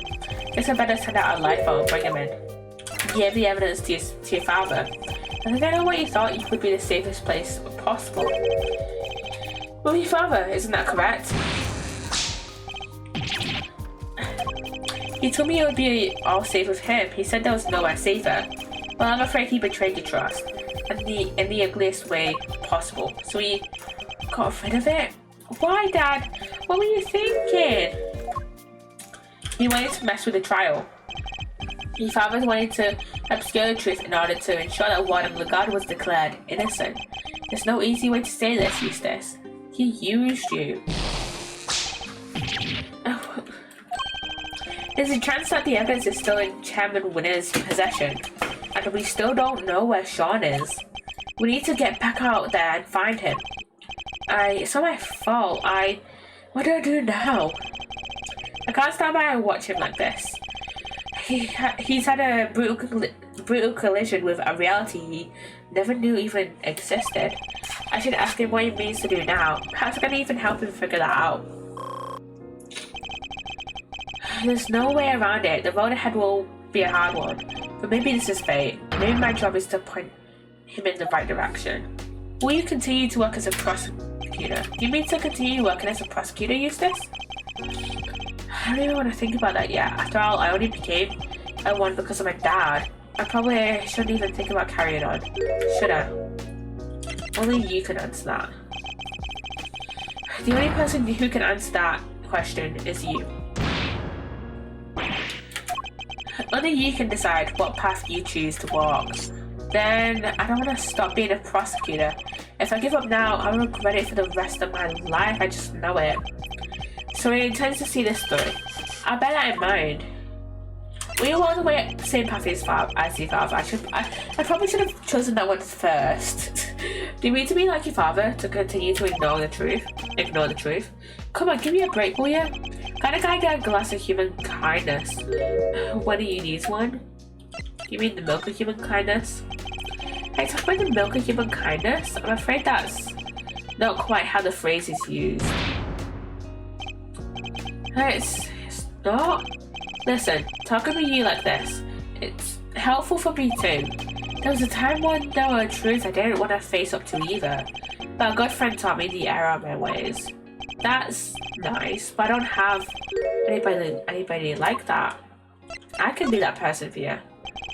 If you could muster up the courage to find your feet again, I'd be very happy to help. You would? But only if you really mean to try. I don't want to be like my dad. You want to be better than him, don't you? Yeah, Eustace, I see it now. He's told me that he wishes to be better than his father, and that he wishes to remain a prosecutor. I take that to mean that he wants to be a different kind of prosecutor than his father. That's the first important decision he's ever made for himself, and it tells us where he means to go next. What do you mean to do now? So, what now, Eustace? Well, first I'm going to give this stupid jacket back. I don't deserve to wear it, but I'd always said that clothes make you a man. But I'm no man. It's clothes make the man. It's clothes make the man, Eustace. It is? Thanks, Edgeworth. I'm learning a lot from you today. That's good to hear.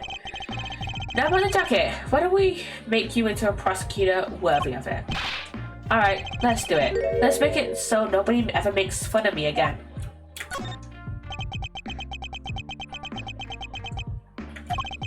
But how? How do I get there? Tell me, what do I need to do? I just don't know. I just don't know. If only he'd remembered his own words from a few minutes ago. The decision he made should serve as a good guide as to what to do next. And it's time soon, by the way. You make a different kind of prosecutor. You want to remain a prosecutor, but walk a different path from your father, correct? It won't be easy, but the path you have chosen is that of the true prosecutor. And now that you have chosen it, when the time comes, you'll know exactly what to do. You're lucky. I myself still haven't quite decided what to do with my life, but you have, and it's a choice you made all on your own. Now all you have to do is believe in yourself and in the path you've chosen. Mistaken from Sean and kidnapped by his own father's underlings, and losing his belief in himself as a prosecutor after his father stole his evidence. He's been through so much in the span of a single day, more than I can imagine. Well, it took a little longer than I thought it would, but that's checkmate. Okay, we've got our penalties up. And yeah. Right time for the ad start! That was actually perfect timing. That was so perfect, oh my god. Okay, I'm gonna do a little save here. There we go. There we go. I don't know how much longer I want to stream today. I might try and finish this case, but I don't know. I don't know, because it's like 11:30 at night right now.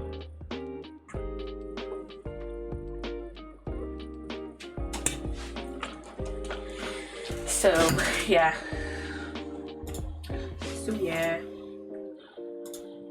Okay, so many Discord things today, oh my god. Yeah, I don't really have that much to talk about during these ads.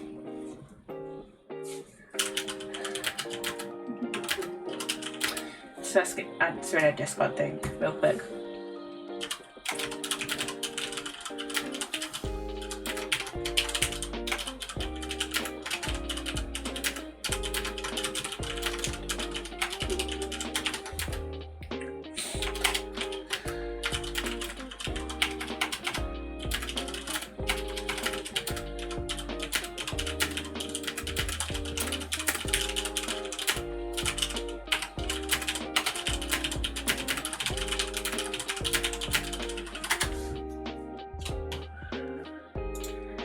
I can't believe we're like pretty much almost finished with Ace Society.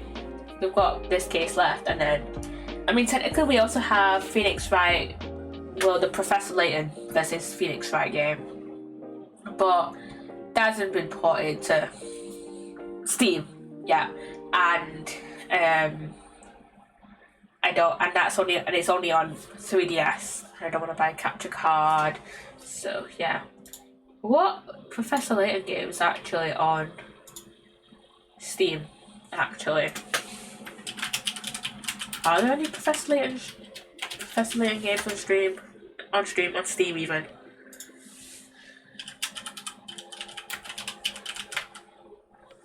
There's none. Okay, there's none. Okay, the ad is almost done.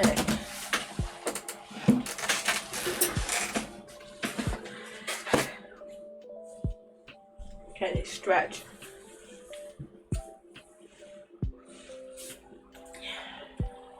Hurry up, bad. Hurry up.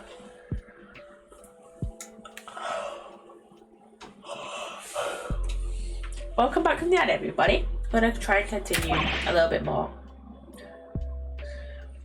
Where did he go? Wow, I don't think I've ever seen him move so fast. He's particularly speedy when it comes to running away from things, it seems. Okay, we're back at the big building.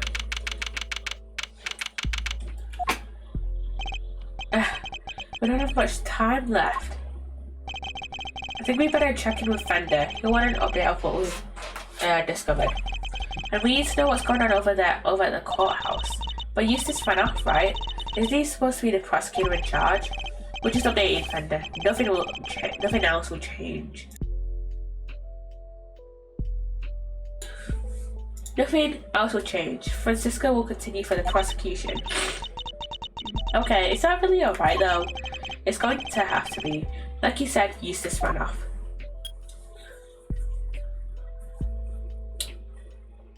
Okay. He's gonna call Fender. Oh yeah, Fender. Look, I hate to be stick with the details, but let's go over this just one more time, shall we? No murder weapon means no conclusive proof means no conviction. That's all there is to it. It makes no sense. The lack of a murder weapon doesn't prove your client's innocence. Now maybe you come over there and whip it into you. Eddie, darling, how much longer is this going to take? It's almost as if you're trying to drag this out for as long as possible. Sophie is our friend, the prosecutor over there. She's stubborn as a freaking mule. Give me a satisfactory explanation. I'll just have to keep whipping you until I can. Seriously? I've already taken more licks than I've had birthdays. Come on, Miles, what's taking so long? I'm happy to buy you some time and all, but I'm taking a beat here. Oh, sorry dude, this one's important. And if I take it, fine. She knows what's going on. Fender. Margarito! Bye, am I ever glad to hear your voice. How are things on your end? We found Eustace. Sweet. And the knife and the chisel? Unfortunately, he entrusted both to his father's care, which means that Chairman Winner is the only person who knows where they are. Chairman Winner? But why are he? We're not quite sure of the specifics just yet, but we both know that Chairman Winner and the one in the guard have some sort of connection they'd rather others didn't know about. Gotcha. I guess the next move will be to get Excelsius Winner on the stand. Best to hear the deets from the proverbial horse's mouth, right? I'll keep looking for the missing evidence. I'm for sure. We'll shake a leg, will you, big guy? Can't keep this one from going to the judges much longer. We're Nat's whisker from a verdict here. Understood. I wonder how long Judge Gavelle's nerve can hold. This can't be easy for her. We need to hurry. How are things over at Courtroom of Doom? They're going to call Chairman Winner to the stand. Who knows how that will go for them? Yeah, he's already stooped to do evidence stealing and kidnapping. What else is he capable of? Exactly. Perhaps we should look over any evidence we have related to him, just in case it can help. Good idea. Alright, leave it to me, presenting a hot new piece of evidence fresh from the evidence muffin. The gloves we found in his garage? Yeah, I was thinking about those. Anything else? What about the case file from the IS-7 incident? Chairman Winner was involved in that, right? Yeah, he helped suppress the evidence. It's probably a good idea to have the notes on hand. Oh my god. Excellent. Do we have anything else? We sure do. Last but far from these there's this. Yeah, you have to go Razzie pin? Okay. As for evidence related to Chairman Winner, can you please try and take this seriously? So it's a guy who spends his life presenting people with evidence that has nothing to do with anything. That's different. That's his job. But that's Eustace? Hey, what are you doing here? Eustace! Rudy totally ignored me. What was he doing in the big building, I wonder? Let's go inside and see if we can figure out what he was up to. Yeah, good idea. Okay, that's the hatch, huh? The hatch is wide open. Maybe Eustace opened it. Did Eustace really come down here? Mr. Edgeworth, look! The safe is open. I guess maybe he did come down here. We better take a closer look. Yeah. There's some stuff left in the safe. Wait, is that Kenneth's chessboard? Wow, no, that's Kenneth's. Knight's chessboard even, or Simeon's or whatever. I think we'd better take a look, don't you? The owner will just have to forgive our prying. Is there a document of some kind? Let's see. Yeah, a document. And there's a photo attached too. This picture it's of. Well, that's Miss Knight, right? The name's Bronco Knight. I'm the president's personal bodyguard. Why is there a picture of him in here? And what's this paperwork about? I'm not sure. Let's take a closer look. You are right, darling. There's some sort of connection between Knight and Canis. And that was definitely written by the guard. She's one of the only people in Ace Attorney that I can think of off the top of my head that calls people darling. As you know, we've been trying to find out who Canis plays his city correspondence chess games with. Well, now we know. I'll be pulling Knight into my office for a thorough grilling tomorrow. And I'll make that worm admit he's Canis's lackey if it's the last thing I do. So you do your bit too and retrieve the package we laid to rest 12 years ago. I'm sure it's still right in front of the planter where we left it. It seems to be some sort of report on Knight. Yeah, it must be from right around the time he was killed. We know that Knight was killed while being interrogated in the prison warden's office. I think we can safely assume that this document was read by Fifi Lagarde, don't we? I'd say so, but who was it written for? Oh, I guess whoever owns the safe? Now I'd say that's likely to be the auctioneer, Excelsior's winner himself. Proof that they really did know each other. Indeed. Objection! And not only that, it proves another connection. Hello, boss. Hello. How are you doing? I'm gonna check this Discord ping really quickly. There we go. Huh? Good, how about you? I'm doing pretty alright. I'm a bit tired at the moment, but also I've been streaming for the past 3 hours, so, and it's like almost midnight here, so, you know, not too bad otherwise. The Garden Winner were trying to flush out Mr. Canis's henchmen. I mean, Bodhidharma Canis, right? The assassin guy with a soft spot for dogs. Yeah, something links the three of them. Something they don't want anybody to know. But what? I don't know yet, but I suspect it has something to do with this case. Report on night. Okay. Wait, there's something else in here we've seen before. Huh? There's something on his finger. Let's take a closer look, Mr. Edgeworth. Oh, it's a ring? It's a ring, and an expensive looking one at that. Don't even think about it, Kay. Well, I didn't say anything. Well, Mr. Knight. Your chest set and your ring are here too. All your possessions in one place. So basically the safe was full of evidence from the murder at the prison? It would seem so, which means the missing knife and chisel might be here too. Knife, chisel? No dice. There's nothing else in here. Nothing else here apart from Mr. Knight's stuff. Really, curses. Knight may be dead. Curse you, Edgeworth. Our game isn't over yet. But he left unfinished business behind him. I think we need to find out what it was. Okay. Night stuff is in our organizer now. Okay, I guess we gotta go up now. Could I interest you two in some cotton candy, perhaps? Oh. This guy. I've ice cream too, but if I recall correctly, you weren't much of a fan. You. Big Killer, it's wonderful to see you looking so well, Mr. Edgeworth. What are you doing here? It's just as I said, I'm selling cotton candy. Yeah, right. You weren't selling cotton candy like 5 minutes ago. Can I really not interest you in some?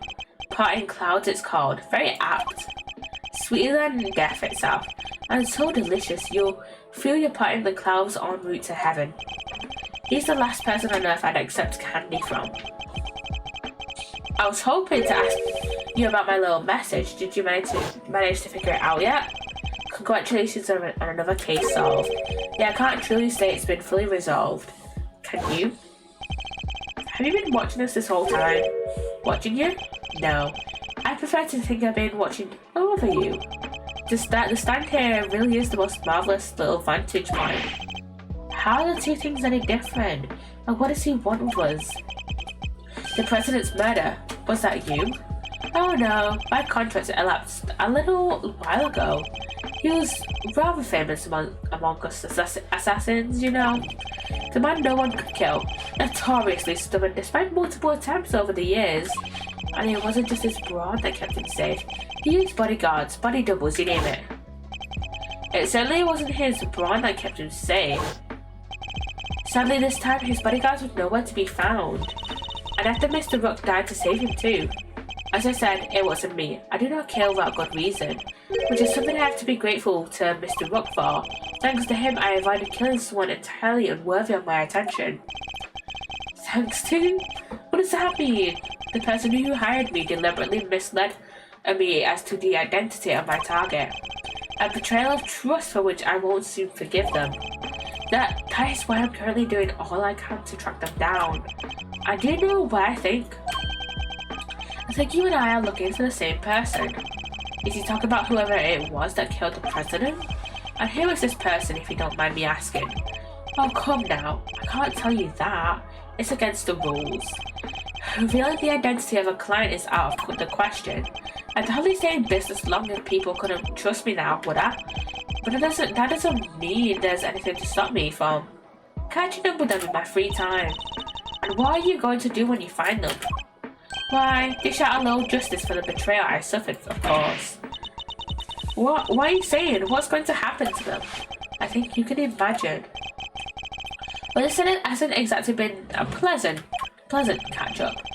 But I shouldn't leave you completely in the dark. There's something you ought to know. Our mutual friend, Bodhidharma Karmis. He escaped 3 days ago. What? Huh? Karnis!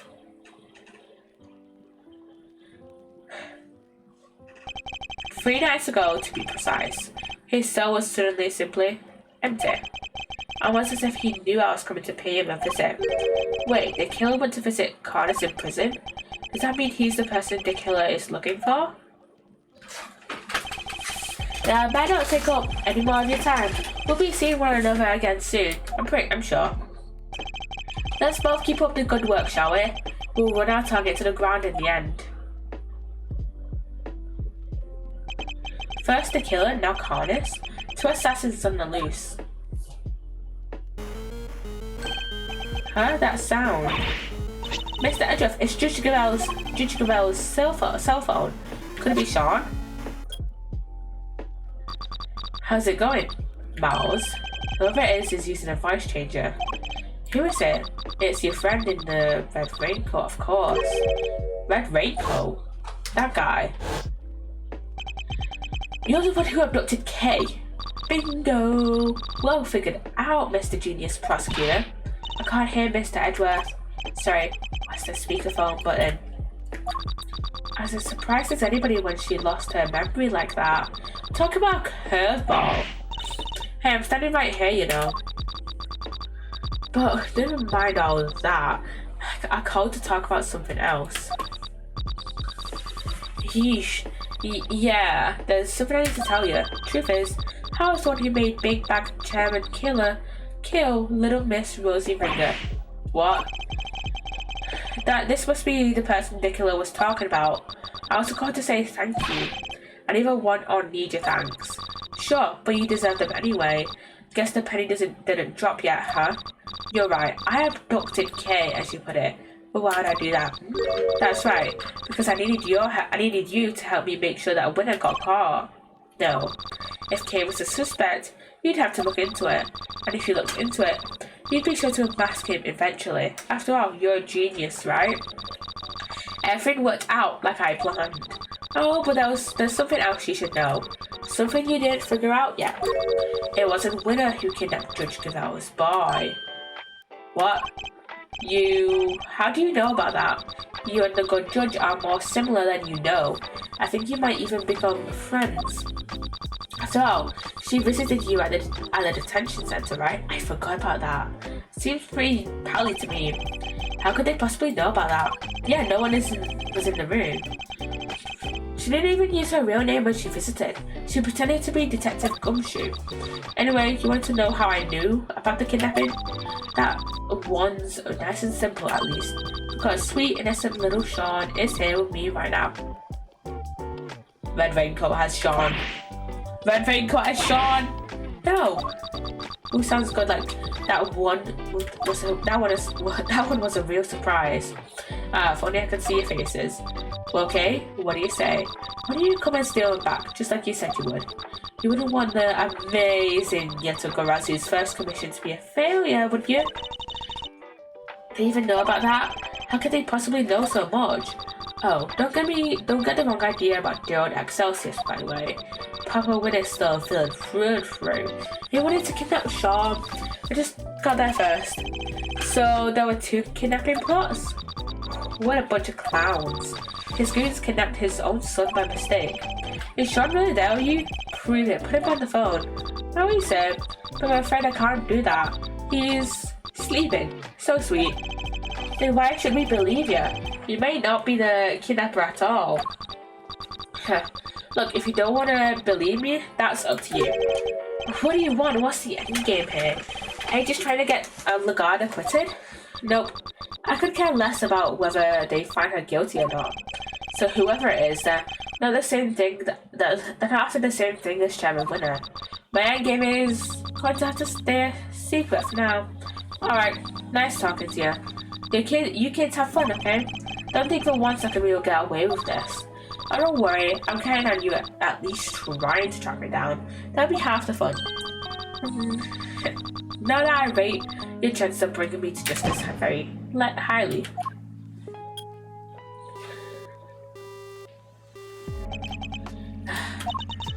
Who was that? I wish I knew, but they didn't give us enough to figure that out. Deliberately, I imagine. What? So we really have nothing to go on? That's not fair. They sure knew a whole lot about us. Indeed, they did. You're right. It was uncanny how much they seemed to know. How is it possible that they were party to so much that happened in private, right? They knew everything about the whole kidnapping situation too. We need to figure out how. Where were they getting their information from? Let's consider this carefully. What were the things they knew? You and the good judge are more similar than you know. I think you might even be becoming friends. After all, she visited you at the detention center, right? Seems pretty pally to me. You wouldn't want the amazing Yetico Razi's first commission to be a failure, would you? Do you even know about that? Ooh, sounds like that one is a real surprise. If only I could see your faces. That's it. Based on the specifics they mentioned, there's only one possible answer. I've got it, Kay. I know how they do. Huh? Really? Whoever it was, they were listening in on us. And they must have been able to hear us somehow. It's the only possible answer. What, like, they were eavesdropping on us? Think about what the kidnapper said. Oh, sounds like that one was a real surprise. If only I could see your faces. If only I could see your faces, that means they couldn't. So they weren't filming or following us. Okay, so what if they hid a bug somewhere? Let me take a look at my stuff bag. Where could they have concealed it? We need to go back to what they said again. Yeah, they somehow knew about something they shouldn't have. Judge Gavelle's impromptu visit and our conversation in the visitor's room. Judge Gavelle, please, Mr. Edgeworth. Take a seat. What evidence did I have on my person at that point? The book must have been hidden here. In case Yetico Razi pin. Take that! Okay, can I take a closer look at your badge? The Yetico Razi pin? No, it's mine. Oh, what? Seriously, Mr. Edgeworth, sure you're a great thief's assistant now. But it doesn't matter. That doesn't mean you get to wear the pin right away. You have to earn it. I don't know where. I just want to check it for bugs. Huh? This whole thing? Let's take a look, shall we? Let me see.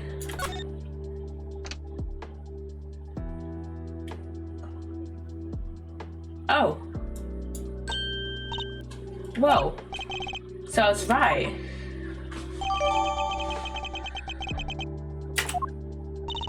How did you know? Whoever it is we're dealing with, they came into close contact with you recently. When they not be unconscious, you mean? Precisely, which made me think the bug must be in one of your possessions. But they also overheard my conversation with Judge Gavelle when she visited me. Something that would have been impossible if I didn't have the book on my person at the time. I get it. So you thought back over what they let you keep hold of when they locked you up. Yeah, all the case evidence I was carrying had been confiscated. Meaning that the only thing it possibly could have been was your pin. So they were listening to us this whole time, and they heard everything we said? I suspect so.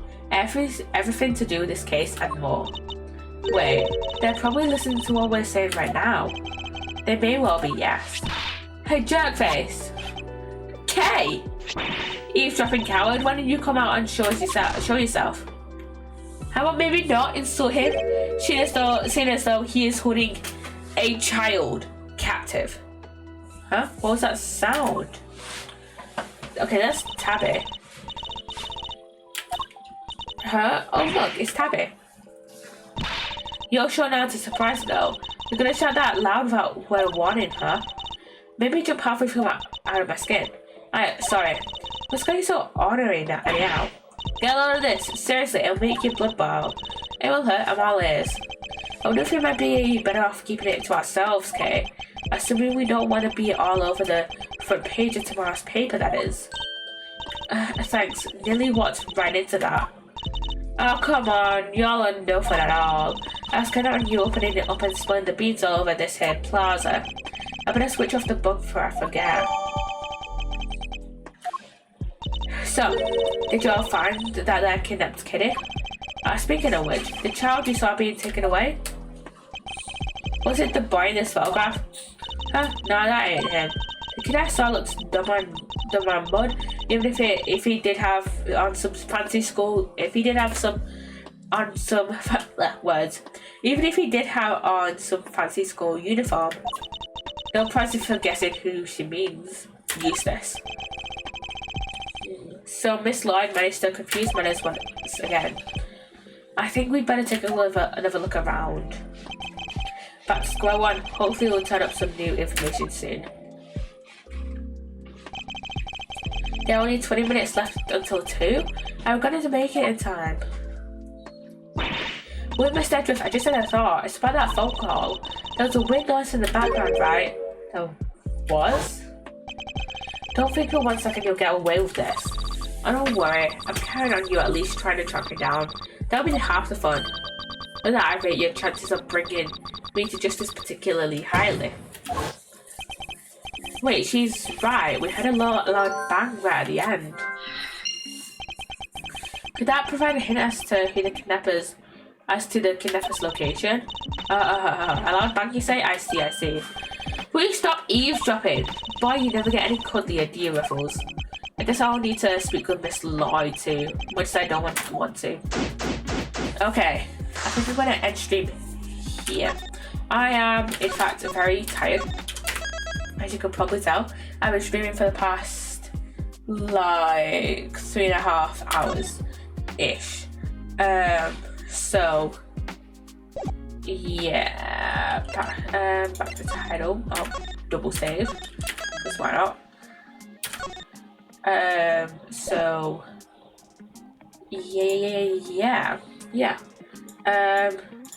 So I think I'm gonna do the rest of this part and probably start get a decent chunk out of the next part done. We have 3 and a bit more parts left of this case. They'll probably try and get done this week and next week. They're long parts, so I'll probably try and do finish this part next stream and get a decent amount of the next part done on Sunday. Maybe try and finish the next part on Sunday. If not, then we'll try and finish it next week. But yeah, I'm very tired. Again, it's midnight on the dot right now. So yeah, I'm gonna go raid out. I have to be at work in 12 hours, jeez. We are going to go raid out. I'm gonna go raid out to Psssttt, who's playing a bit of Sonic. So yeah, let's go raid out Psssttt. I hope you've enjoyed the stream. As always, my socials will be in commands and Twitch, so these are only active during stream. About me section on Twitch as well, and in the description on YouTube if you're watching over there. I hope to see you guys on Sunday. Bye guys. Bye. 7:30 PM GMT. So yeah, bye guys.